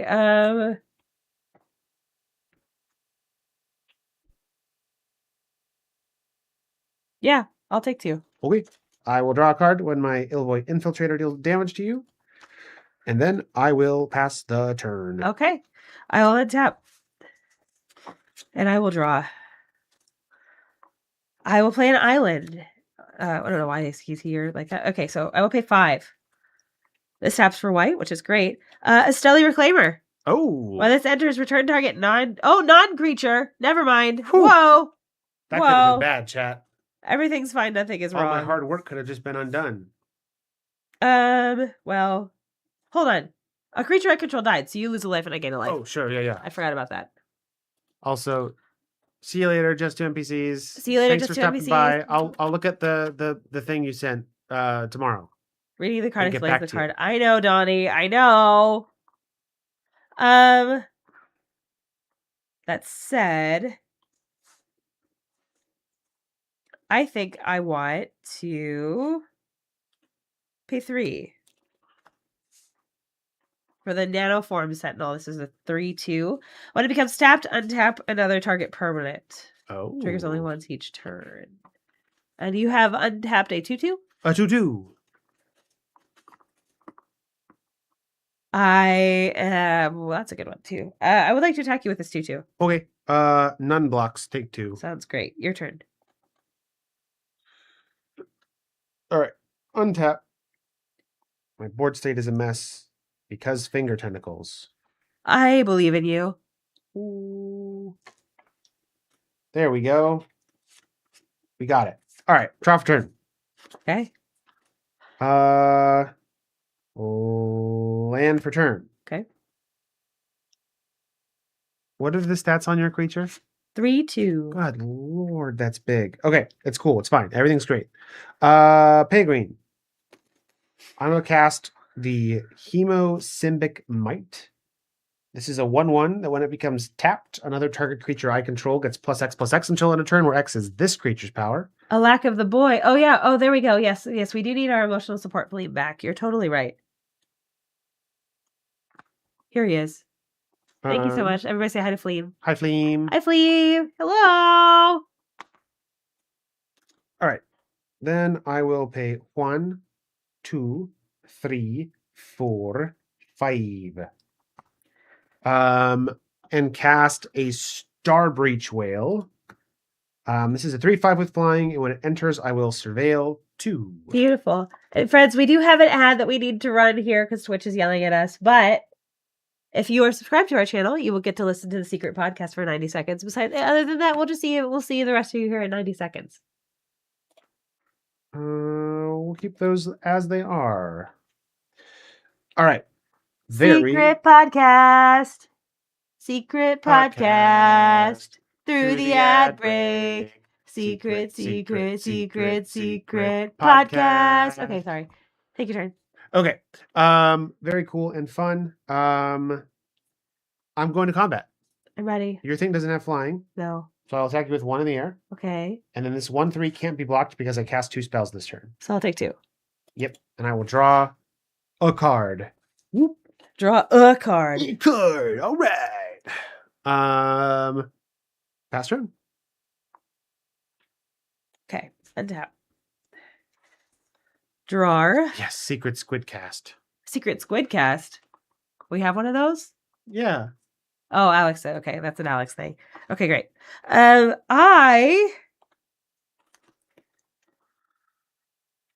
This is untapped. This is untapped. These are both tapped. Cool. I think I would like to play a land, and I would like to pay 6. That's too much. To cast the Specimen Freighter. Wow. When this enters, return up to 2 target non-spacecraft creatures to their owner's hands. Wow. I would like to return the whale, and I would like to return your uncommon multicolored guy. Okay. Wait, what's the thing on the far right over there? What is he? Is he here? He's in exile right now. Oh, beautiful. Okay, yeah. That's where he should stay. Well, I'll probably cast him at some point, but We are both Avatar fans. Of course we are. Of course we are. Avatar's great. And also we're 90s kids. All right. Beautiful. I don't like what you just did to me, Steph. I like what I just did to you. Your creature that's untapped does not have death touch or anything, right? No, it's just a good old 1/1. A good old 1/1. Good I old like fashioned good old 1/1. 1/1s. The way Richard Garfield intended. Great. I think I'm gonna attack you for 5. We're just gonna get in there. That's a bummer. I'll take 5. Heck yeah. Go ahead. 1, 2, 3, 4, 5. Go ahead. Yep. We untap. Did you like the magic set, Victor? We did. We liked it a lot. The Jumpstart product also was like so good. We resealed our Jumpstart stuff to play games with later. Take it to friends' house sometimes. It's good. Okay. I need to separate some stuff. Separate some stuff? I'm gonna keep those. This is fine. 4 Manyas. I will play a it hardly matters. I will play a Seed Ship Agrarian. When this creature becomes tapped, I make a lander token, and when a land enters, I put a 1/1 counter on it. I would like to play a land and put a 1/1 counter on it. Then I will pay 2. I will recast my Biomechan Engineer, which will make me a second lander token when it enters. And then I would like to go to combat. Yeah. I would like to attack you with my 1/1 flyer. Uh-huh. And my 1/3, which cannot be blocked because I've cast 2 spells this turn. I'll take 2. I will draw a card when my goober hits ya. Sick. Pass the turn. Beautiful. All right. Tap. Drawer. Okay. Yeah. You have a 1/1 and a 3/3 up right now, or what are your stats? A 4/4 and a 2/2. 4/4. Okay. All right. I would like to attack you with this no, I would like to I'm going to get into the car here. How many does that need to be a creature? 9. Oh, okay. Yeah. And then I would like to attack you with this 3/2. When it becomes tapped, I will untap this. Oh, fancy. How many cards you got in your hand? 4. Okay. I will block your 3/2 with this 1/1. Okay, that sounds great. How many cards do you have in your hand? 3. Okay. Then I'm going to pay 4.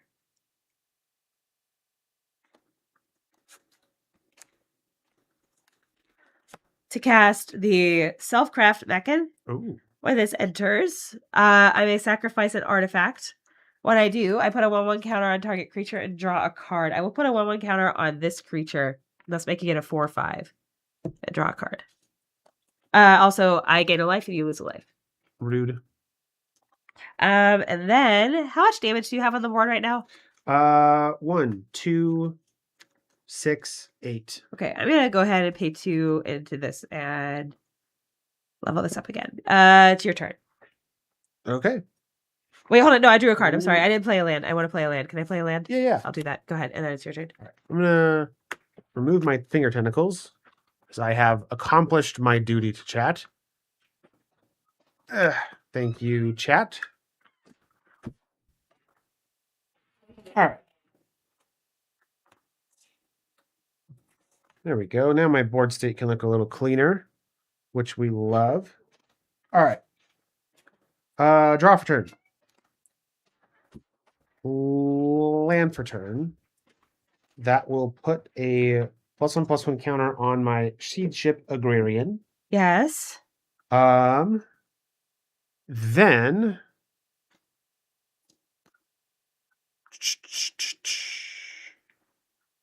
let me go 1. Let's go 5. I will recast my.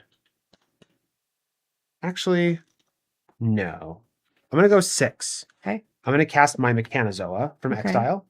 When it enters, I will tap your big monster and put a stun counter on it. Okay. And then I would like to go to combat. Yeah. 2 + 5 is 7, plus another 2 is 9. I'll go to 10. When this becomes tapped, I will get a lander. Did not like that. And I will pass the turn. Okay. Untap and draw. Beautiful. Your thing that's up top there is a 5/5. Yes. How 5, big is 5. your Mechanozoa? Your Mechanozoa is a 5/5. These are both 5/5s. Okay.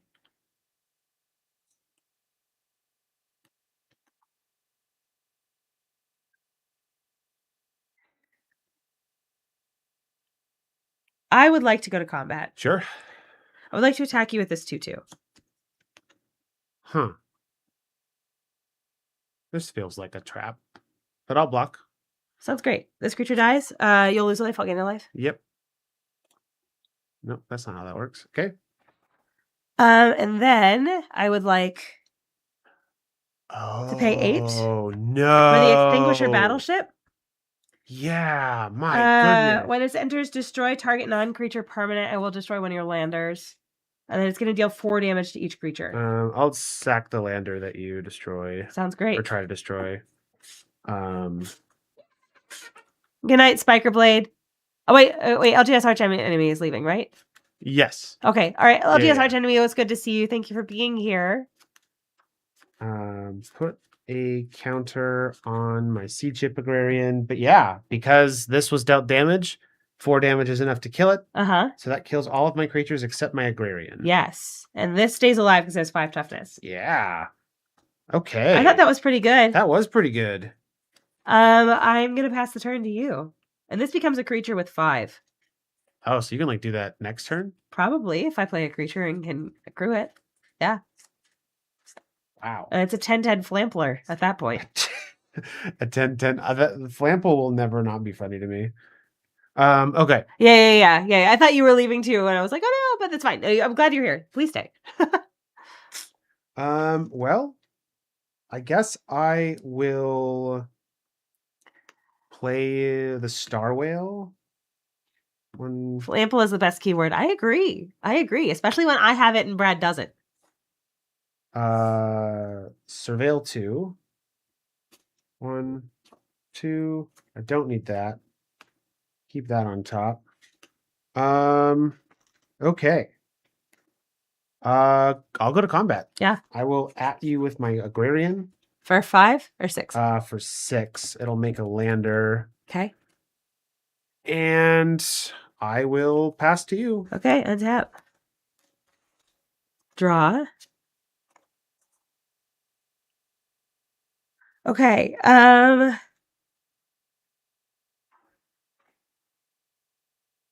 This kind of feels bad, but I feel like this is what I gotta do.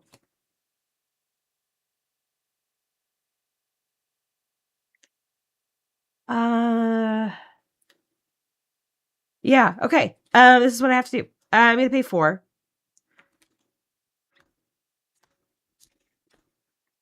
To cast this here Selfcraft Mechan. When this enters, I will sacrifice an artifact. Wow. I always gotta use. I will sacrifice this spaceship. When I do, I put a 1/1 counter on target creature. Oh yeah. Bada bing. Yeah, okay. And I draw a card. Now I can crew with just this, and I have a blocker up to block your guy so I don't die. I'm gonna tap this. We're gonna get into the car here. He's fully online. I would like to attack you with a 10/10 Flampler. Well, I have to block with my 3/5. Beautiful. I will take 5. Yes, you will. And go to 5. Yeah. And then I think it is, yeah. You know what? No, I'm going to pay 3. How many cards do you have? 1? I have 3. All right. I'm going to play the Faller's Faithful. Okay. When it enters, destroy up to 1 other target creature. I'm not going to do that. If that creature's wasn't dealt damage this turn, its controller draws 2 cards. I just need another blocker in case you have a removal spell. I will pass the turn. Okay. I may as well eat 2 of my landers. Just down to 1. Thank you, Donnie. Turns out a blocker that's or a board wipe that's also a big dumb creature can mess you up. Yeah, uh-huh. You're right. You're right. 8. Do you die to my spaceship? Do I hope you die to my spaceship. To the spaceship. That was some pretty fancy dancing right there. Did you see that? I saw that. That was pretty good. That was so smart. Even though I had put 4 on that already. I was like, nope. All right. Draw for turn. Spaceship. Okay. Let's see what I can do. So hopefully roll over and die. If I can get in for damage, you're dead. I don't like those words. Can I get in for damage is the question. I hope not.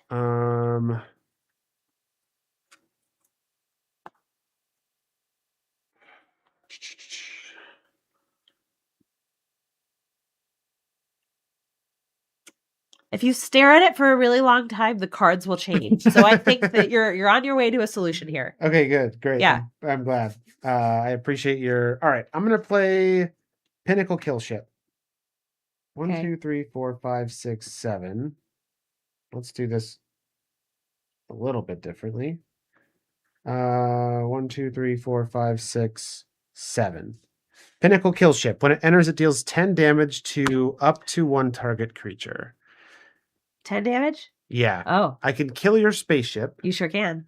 But I'm still dead to the rest of your board if I do that. I agree with you. I could kill one of your creatures. Uh-huh. And crew my spaceship, which would block your other thing. I'm still dead to your stuff, though. What a pickle you're in, huh? It is quite the pickle that I'm in. I think I blow up your spaceship. I think you blow up my spaceship, too. I think then I...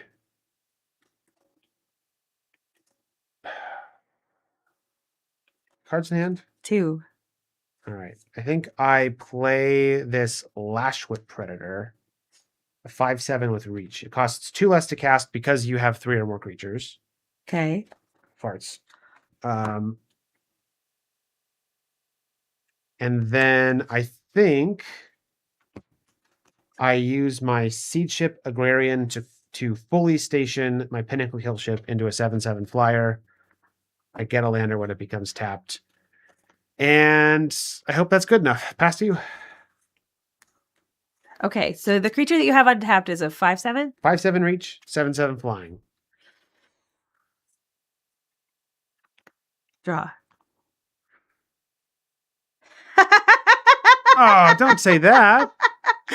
What are you doing over there? I will answer your pinnacle kill ship with my own pinnacle kill ship. And you're gonna kill my sea chip I'm Agrarian, gonna right? kill your pinnacle kill ship on that one, Yeah. yeah, buddy. And then I'm gonna attack you with enough damage to kill you. You're all right, fine. Yeah, we did it, Team Steph. We did it. What a top deck! What a freaking top deck that was. I loved that. Did you think that that's what I was gonna do? Kill shipception, yeah. I was not ready for kill beautiful. shipception. I thought that was beautiful as well. I thought, wow, I just almost shuffled like my deck halfway facing one direction, halfway facing the other. It was great, beautiful. I feel really good about that. Victor Source says Winnacle kill ship. V Xeno Weasel Xeno Weasel with V's on the opposite sides. Okay, very cool. Hello, it's nice to see you. Thank you so much for the follow. I'm Stefan, that's Brad. You have arrived at a great time when I just kicked Brad's butt in the first game of the night. But yeah, we're playing 1v1 sealed for Edge of Eternities. We cracked real booster packs and built some decks on camera, and now we're playing a best of 3 match. So I got the first one, and I'm excited. It's good to see you. Winnacle kill ship? Yeah.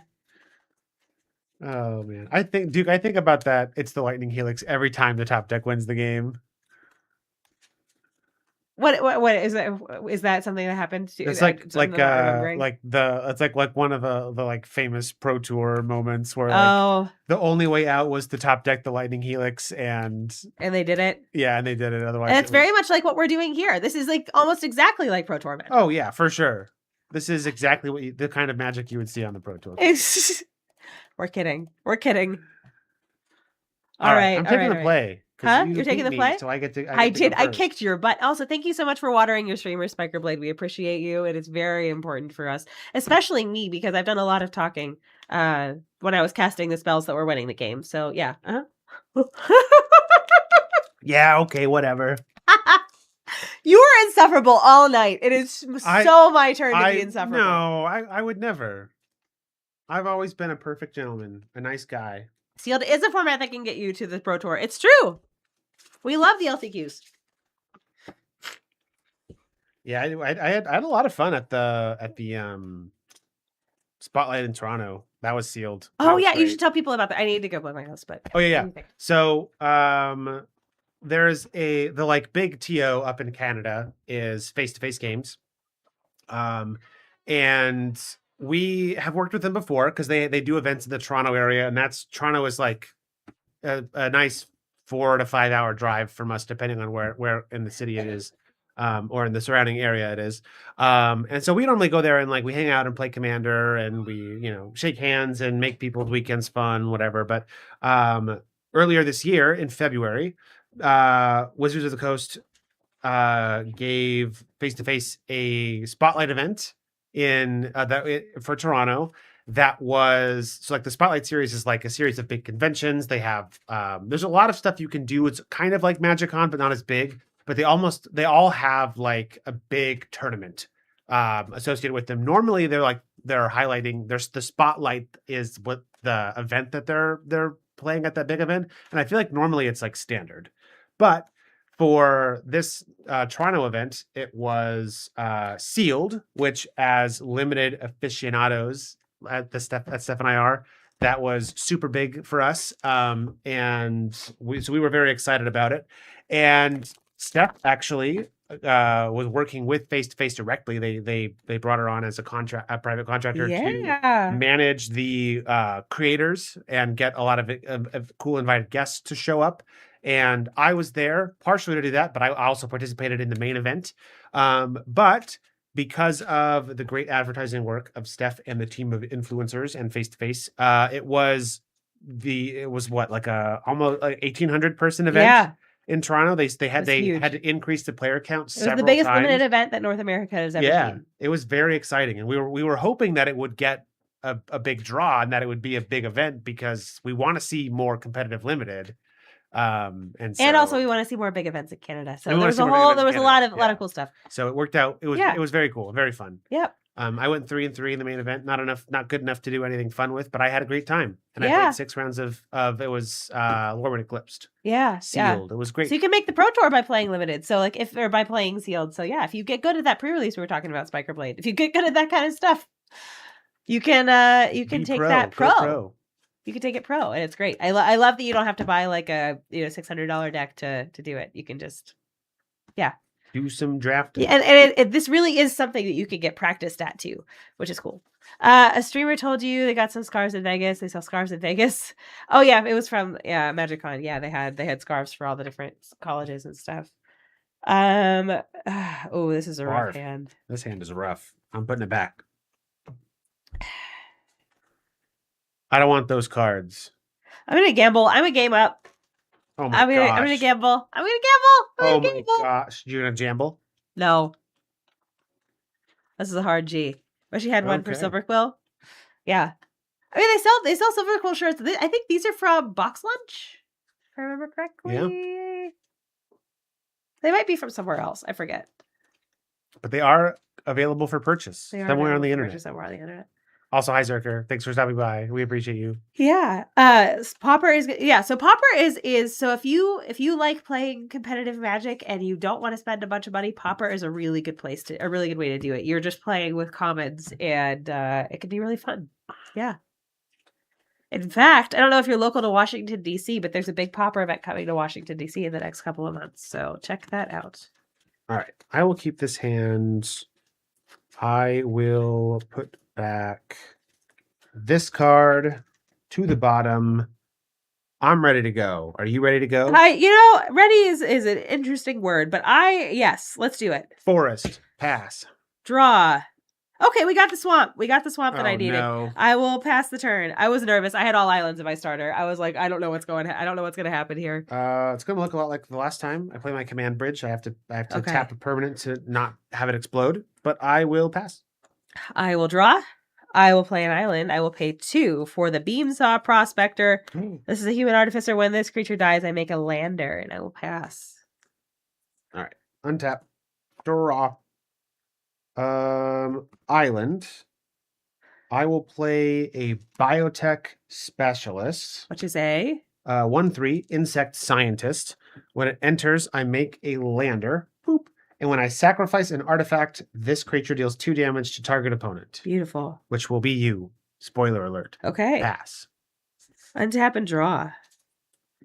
I found my planes. I'm all set. I'm so set. I kept the starting hand with 3 islands, and I was like, oh no. Wow. But no, I'm feeling good. Everything's great. Brad, I have a 2/1 coming at you. A 2/1, and if it dies, you get a goober. Yeah. A lander. Yeah. That's fine. I'll block. I have a 1/3. Sounds great. This dies. I get a lander. Where's my lander tokens? There it is. Beautiful. Second main. 3 mana for Faller's Faithful. When this creature enters, destroy up to 1 other target creature. I would like to destroy your creature. If that creature wasn't dealt damage this turn, but it was, you would draw 2 cards. But hey, it was dealt damage. Fell for the classic 1/2 blunder. punch. Love this for me. I have a 3/1 and a lander. Feeling good, feeling great, feeling wonderful. Go ahead. All right. Draw. This is going to be 2-0. I think so too, Spiker Blade. I think so too. Oh, yeah? Yeah. Well, I'm gonna cut propulsion. Your creature deals damage to itself equal to its power. Well, fine. Whatever. Why are you hitting yourself? Pass. Okay, untap. Draw. I will play an island. I will pay 4. We're going to cast the Self-Craft Mechan. I will sacrifice an artifact when it enters. When I do, I put a 1/1 counter on the creature, and I draw a card. So now this is a 4/5. Get at me, you can't. Go ahead. Untap. Draw. Mountain. Starbreach Whale. This is a 3/5 with flying. When it enters, I'll surveil 2. A 3/5 with flying, huh? 2. Yeah, we'll keep those just like they are. Past you. Dum dum dum dum dum dum. Dum dum dum dum dum dum. What's that? Is your whale under pressure? No. I think I might need to depressurize it. -3, -0, and if its power is 0, which by the way it is, destroy it. Not cool, Steph. Not cool. And then I'm going to pay 3 for the Caesarean Voidborn, which is just a 2/2 whenever something I control dies, an artifact or a creature I control dies. Target opponent loses 1 life and I gain 1 life. Right, I thought that was pretty good. That was pretty good. I thought that I lined that up comedically very well. 4 coming at you, Brad. Take 4. I thought it was a good joke too. I thought it was a really good joke. See, the substances they help. The substances help. Steph does got good jokes. It's true. Yeah, 4 coming at you. I took 4. Beautiful. It's your turn. Untap. Draw. Wow, imagine drawing that card. It's almost like I put it right there. Balloon whale deflating. Yes, it's true. I will play my Territorial Bruntar. That's a monster. It's a 6/6. 6/6 with reach. And Oh when a land enters under my control, I will exile cards from the top of my library until I exile a non-land card. I may cast that card this turn. I don't like that. I will pass to you. Okay, well, that's less exciting than I want it to be. Big monster. Draw. Okay. Land, and I will pass the turn to you. Big Mushroom Brad might have a monster. chance. All right, Brad, you got to wear the mushroom hat. Okay. What? There's the mushroom. All right. Thanks, the gentleman. Performance enhancing hats. We love them. Performance enhancing hats. Yes, yes. Sick. All right. Untap, draw. Cool. Play a land. Trigger on the Bruntar. I have found a non-land card. It is an Ilvoy Infiltrator. I will cast the Ilvoy Infiltrator. It's a 1/3? 1/3. It can't be blocked if I've cast 2 or more spells this turn, and if it hits you, I draw a card. I would then like to pass. Okay, I will draw. I will play a land.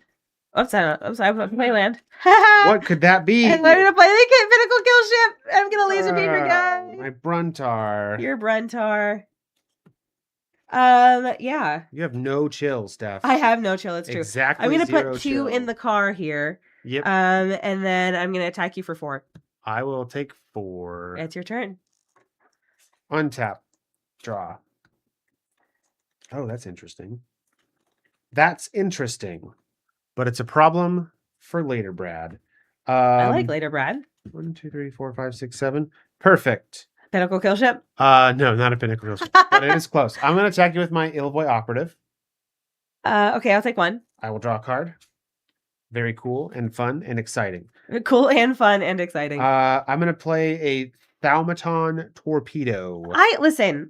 I actually do think I had a little bit of a cold whenever I first got back from Vegas a few days ago. But I was fine for like 48 hours, 48 hours. And then today, like it literally, as soon as I went outside to drop things off in the mailbox, I just like became this like, I don't know, like puffy and itchy monstrosity. And I think the tree that I hate is having babies right now. So yeah.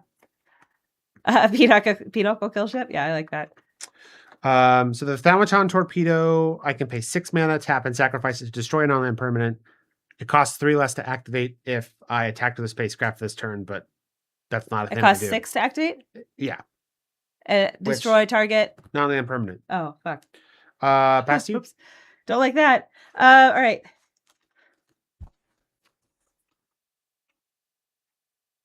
Draw.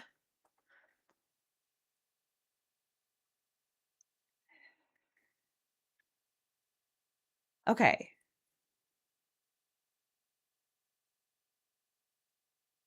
Land. A land, please. And then I think I would like to go to combat. Okay.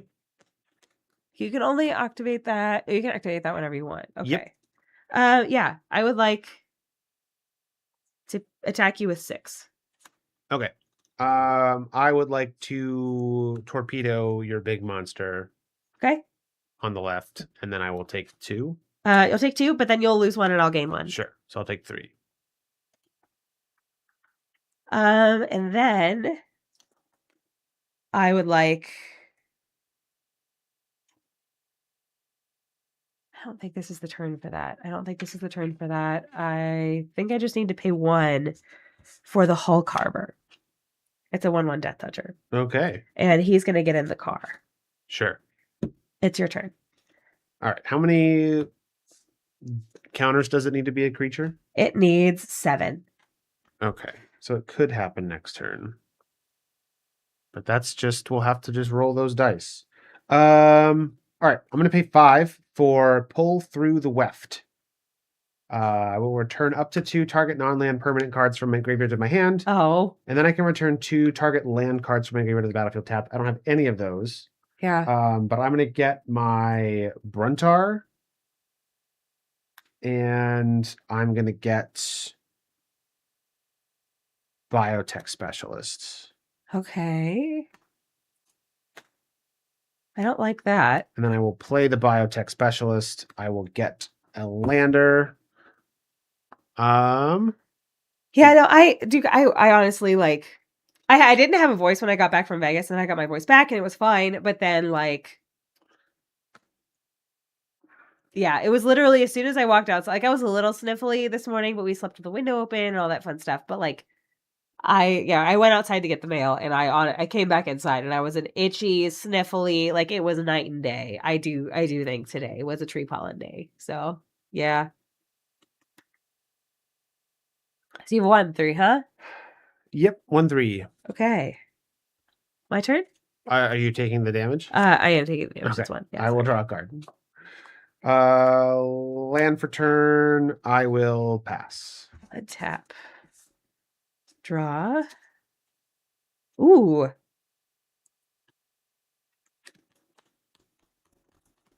Five? Uh-oh. Yes, Servandum. Whoa. When it enters or attacks other creatures I control, get +1/+0 and gain Death Touch until the end of the turn. Yikes. Yeah. I think I would like for him to get into the car. Yep. This wasn't a creature when he entered, so this doesn't get the +1/+0 and Death Touch, but the other ones do. So we have a 3/2 with Death Touch, a 2/1 with Death Touch, and a 7/7 flying coming at you. I don't think I can survive. I think I'm just straight up dead. I think you are too. I think 7 + 2 is 9. We got there, friends. We humbled him. Dang. We humbled him after his night of conquests. Dang. Goodness gracious. Step with the sweep. I know. I'm feeling great about it. We're going to do a salty run back, though, because we always do. Yes. So we're going to run it back one more time and let him see if he can reclaim just a little bit of his pride, but not before we reward channel points to the people who guessed correctly tonight. We love it. We love it. We love it. Substance sweep. Listen, I'm doing great. Clearly, I'm doing great. Clearly, I've never been better. Maybe I should take allergy medication before a stream every single time. Maybe that should just be what we do. I know. There's an ad. I know. We'll talk. We'll come back. We'll shuffle. We'll shuffle it up. I know. Bad at gender. I'm so sorry. The secret podcast. I know. We are in the secret podcast right now. I didn't catch it in time. I was too busy kicking Brad's butt. Performance enchanting substance. I like that. You've got to go to bed. We'll get it next time. Yeah, I don't think he will. I'm sorry, I lost your channel points, but thanks for coming by. Especially if I take allergy medication next time, friends. I feel like that's the giveaway. That's how you know. This is just the new format of the stream. Fleem has been here for a very long time. He has been working overtime. Good night, Donnie. Yes.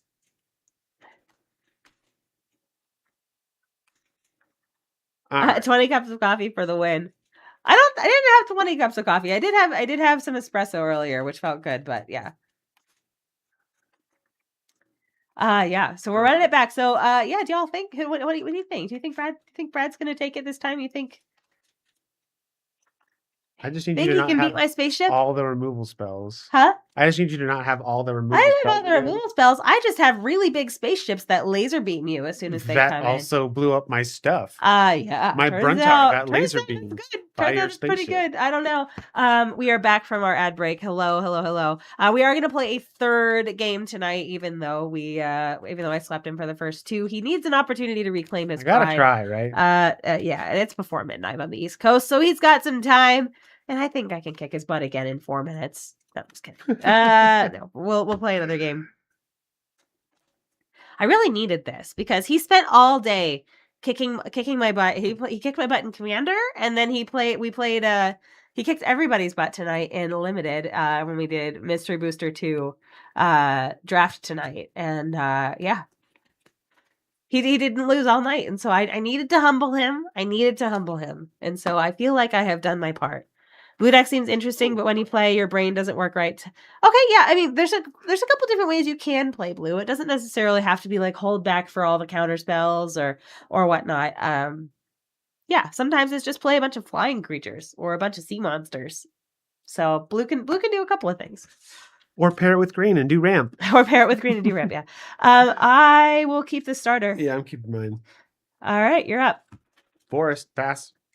Draw. I will play an island, and it's your turn. Draw. Island.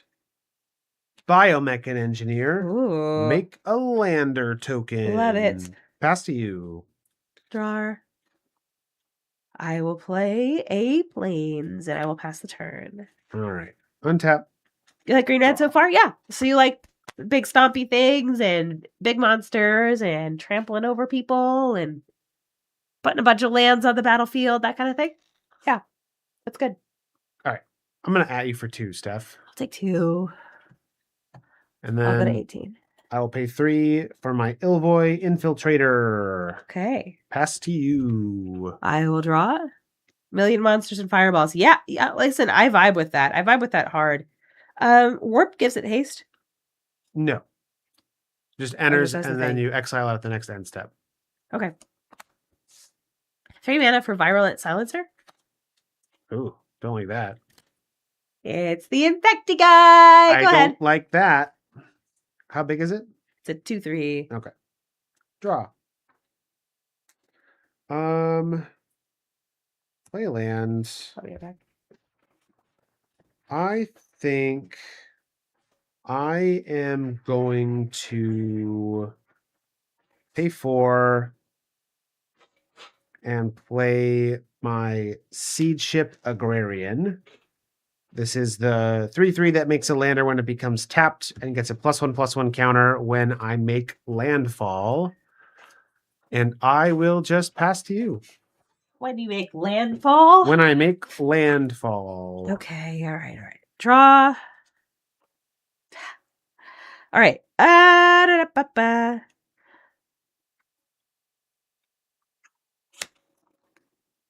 Plains. I will then pay 2 and then kick it for consult the star charts. Look at the top 4 cards of my library where 4 is the number of lands I control. Put 1 of those cards into my hand if the spell is kicked. Put 2 of those cards in my hand instead. Put the rest on the bottom of my library in a random order. So 4 cards. I will put these cards in my hand and the rest on the bottom in a random order. Could be good. I agree. And I attacking is bad here. I will pass the turn. All right. Untap. Draw. Play a land. This will put a counter on my Seed Ship Agrarian. Then I don't like that guy. That's an uncommon. Yeah. That's not very nice. I will pay 3 and I will warp my Mechanizoa. Okay. When it enters, tap your silencer and put a stun counter on it. And then I will go to combat. Yeah. I got 1, +2 is 3, +4 is 7. When this becomes tapped, I will make another lander token. I will. All right, Spiker Blade. Good night. Yeah, have a good one. We're going to be back on Tuesday. We stream on Sundays and Tuesdays. So we'll be back on Tuesday night at the same time. So we will see you then, hopefully. Have a great night. Thank you again for the follow today. Yeah, end step, exile a Mechanizoa. Pass you. Okay. Draw. I'll play a swamp. And then how many cards do you have? 2. Oh, never mind.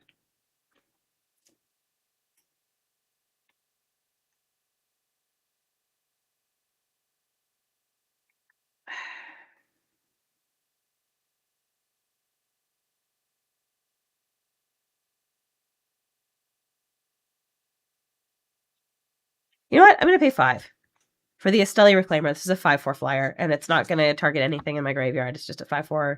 Okay. 5/4 big guy. Go ahead. You're in step. We'll crack a lander. Go find probably another mountain. This will put another counter on my Seed Chip Goober. Very cool and exciting.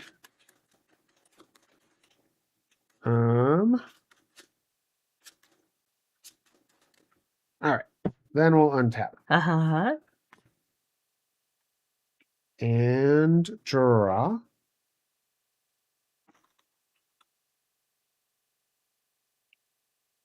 Interesting. How interesting.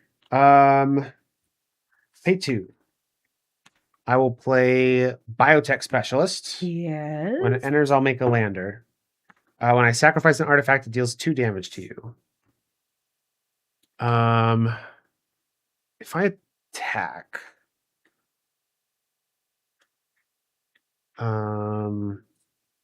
if you don't block that, say you block this, 5, 6, 7, 8, 9, 10, 11, 12. So you have to block this. Okay, that's great. Cool, perfect. So yeah, I'm going to combat. Uh-huh. I'm going to attack you with Illboy Infiltrator, Biomechan Engineer, and Seed Chip Agrarian. And the Seed Chip Agrarian is a 5/5.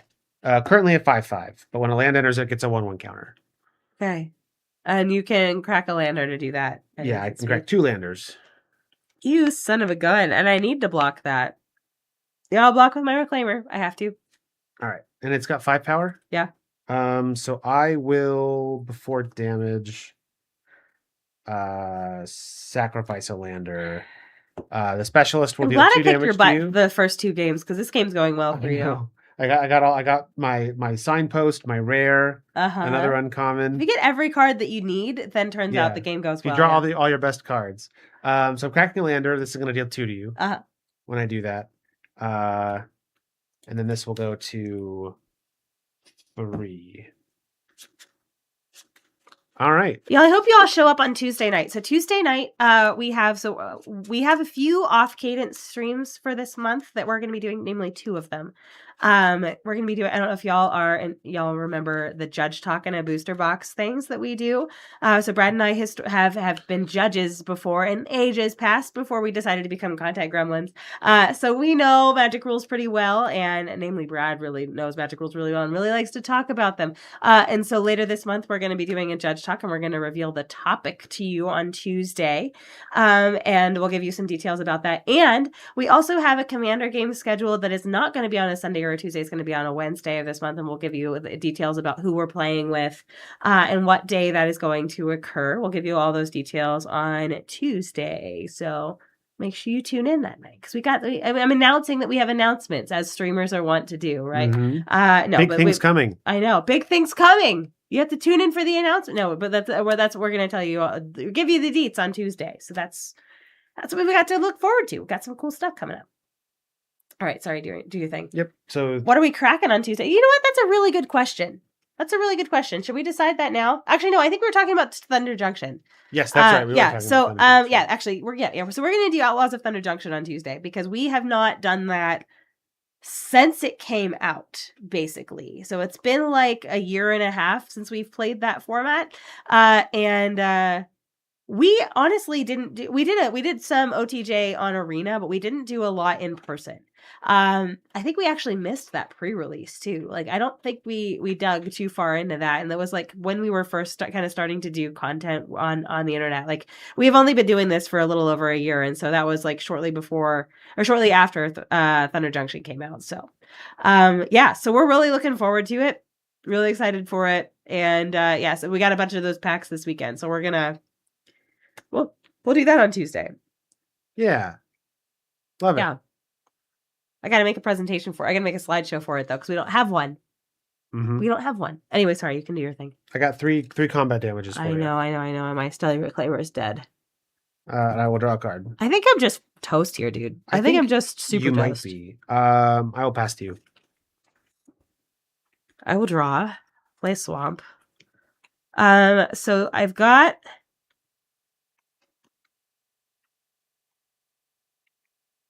a Faller's Faithful. I will destroy your creature that is tapped, and you get to draw 2 cards. The big one, I assume? Yeah.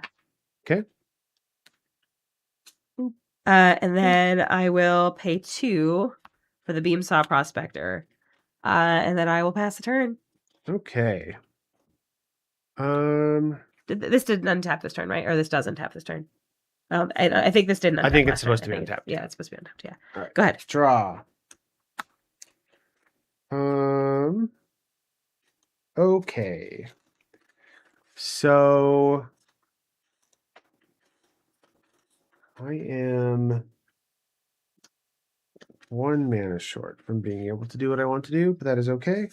Play a land. I think the play is Galactic Wayfarer. Make a lander. That'll be this. You've been doing a lot of lander things. Am I just done with laser beams? Like, are you just gonna? That's 4 damage of laser beams that you have on board right here. Yeah, I don't have quite enough to. Oh, and you have 1 damage on an unblockable creature. Yeah, so I don't think I've got you this turn. But you have me basically next turn. You just next turn. You just have to sneeze on me, and then I'm done. Yeah, so I'm gonna play a. Actually, I should play.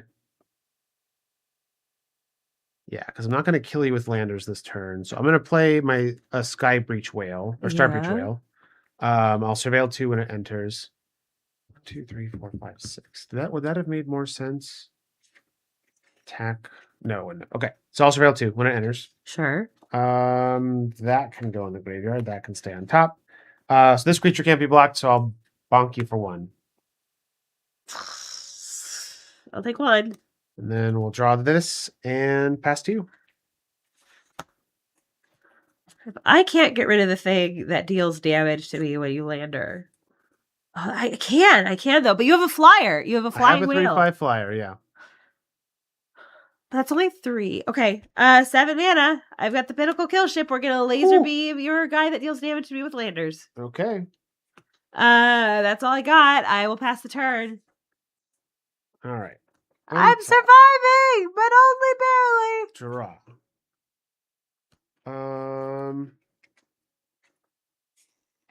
Okay.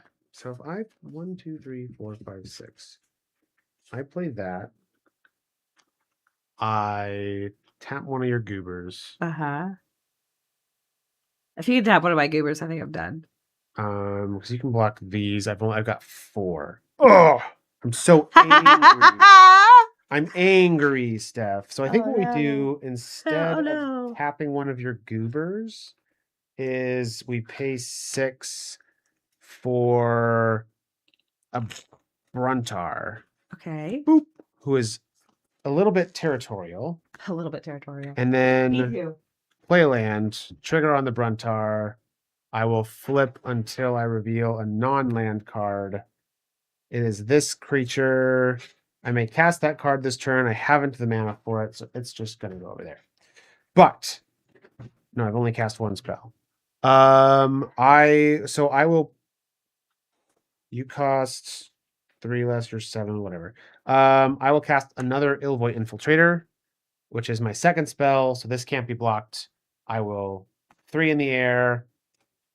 1 that can't be blocked. I'll take 4. I will draw a card when it hits Yeah. and pass to you. Untap. Draw. Swamp.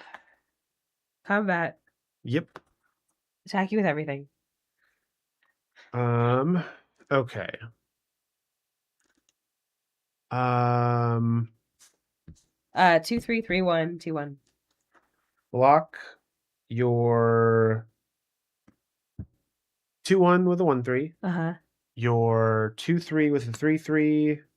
And what's the other one? A 3/1? Uh-huh. 6/6 blocks that. Okay. Combat damage happens. Yep.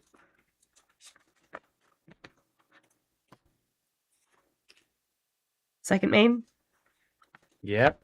Thought you Extinguish your battleship. might be setting up for that. But yeah, I died to your whale. Yeah, whale. I died to your whale because your whale was not available to block this time, Yep. and you did not throw him under the bus. I didn't And totally your whale has more than 4 toughness. I know, it's true. You didn't. Well, you did Yay. scrub out initially. I did totally scrub You out. just redeemed yourself ever so slightly in the salty run back. Well done. Well done. Well done. I think this was really fun tonight, not even just because I kicked your butt. I really do like Edge of Eternities Limited. Edge of Eternities Limited is great. Anyway, I'm going to find someone for us to raid. You want to tell people why you made the decisions you made for your deck, and maybe if you would have done anything different or anything like that? I don't know that I necessarily would have done anything different. Like I feel good about the cards I included. There were a couple cards like these 1-drops that weren't synergy pieces as much as they were like hole fillers. But like I had some good interaction. I had some like good beaters. Like honestly, like Harmonious Grove Strider powers with the number of lands I control. What is it? This is a big monster that has stuff with lands, but honestly, like Biomechan Engineer and the red green guy, Biotech Specialist. This was like a huge sign for me that I wanted to be in these colors. Just because they're such great payoffs. And so I feel good. Like I had a lot of card advantage. I didn't have quite as much interaction as I probably could have. Okay. But I feel like I drew a lot of cards. I had a lot of big monsters. I think I made the right call in terms of what my sealed pool wanted me to be playing. Yeah. Okay. So. Hey, Adam and Chorus, thank you so much for the follow. It's nice to meet you. I'm Stephanie and that's Brad. If you want to catch us again live, we'll be around on Tuesday night at 10 p.m. Eastern, doing the same thing, but with Outlaws of Thunder Junction, which will be really fun. But yeah, Brad, I think you did build a monster deck. Honestly, that last game that we played, where you just hit. Like I could not crawl out from that, even if I had found the removal that I put in. I gotta tell you, I was a little nervous because a lot of my removal was at 7 and 8 mana in this deck, y'all, and I did not know if I was gonna get there. But I got there. Fortunately, because I think it's because you were a little light on removal on your side of things. Mm-hmm. And so I was able to just kind of outlast you a little bit. I was able to hit the big spaceship, and I don't think I like really.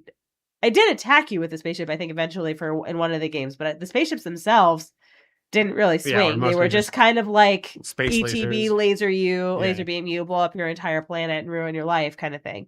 I do think I have been like picking up on there's this kind of a thing that you can do when you're building a limited deck is like if the bulk of your threats, like your creatures and stuff that's going to be dealing damage, is low mana value, like you're trying to commit to the board early, then having like your higher cost removal spells that can hit anything or hit multiple things so you can just keep getting through for damage is important. Yeah. But if your threats are all at the top of your curve, then your removal needs to be low so you can pick off little creatures and survive long enough for your threats to take over the game. No, I think that is a super valuable insight. If I had been another aggro deck, you might have been in trouble, but because I was a little slower, you were trying to do mid-range stuff you had time to get to those big like board wipey spaceship monsters. Board wipey spaceship monsters, and we love board wipey spaceship monsters. I am thrilled to bits that I was able to win some points back for Team Steph tonight. That felt really good. I was questioning whether or not my white splash was good, but I do think I don't think I had enough good creatures in just blue and black, and I do think that Servandum and the Angel both times, even though they were just bodies, like whenever they entered, really, I guess Servandum did get back creatures +1/+0, and that was really helpful that turn. But like I think they were mostly just bodies, like on curve, good stats bodies, and sometimes that's enough. Sometimes that's enough to get by. Y'all, we are going to raid into our good friend Usagi Kaide. Usagi Kaide is one of my very, very, very favorite human beings on the entire planet. Is a VTuber, commander player. There's like a burgeoning little mini culture of VTuber commander players. But yeah, Usagi Kaide is someone that I know in person. We've met at the Greater Toronto area events. Lovely, lovely, lovely human being. And I think you all are going to have a wonderful time hanging out with them and their commander playing friends tonight. But please, please come back on Tuesday. We're going to do some cowboy stuff. We're going to play some Outlaws of Thunder Junction. I am not going to be as much of an allergy mess because I think I'm just going to stay inside all day that day. And I'm going to like do a nice steamy, nice like facial steam kind of thing. And then I'm not going to go outside. We're going to stay inside. We're going to turn on the air purifiers and we're going to not worry about tree pollen. And I'm going to be a functional human on Tuesday. You just wait. You just wait. It's going to be great. But y'all, thank you so much for hanging out with us tonight. We appreciate you. We hope you have a wonderful, wonderful, wonderful week. And yeah, just have a great night. Have a great night. And yeah, we'll see you. Goodbye. Mwah.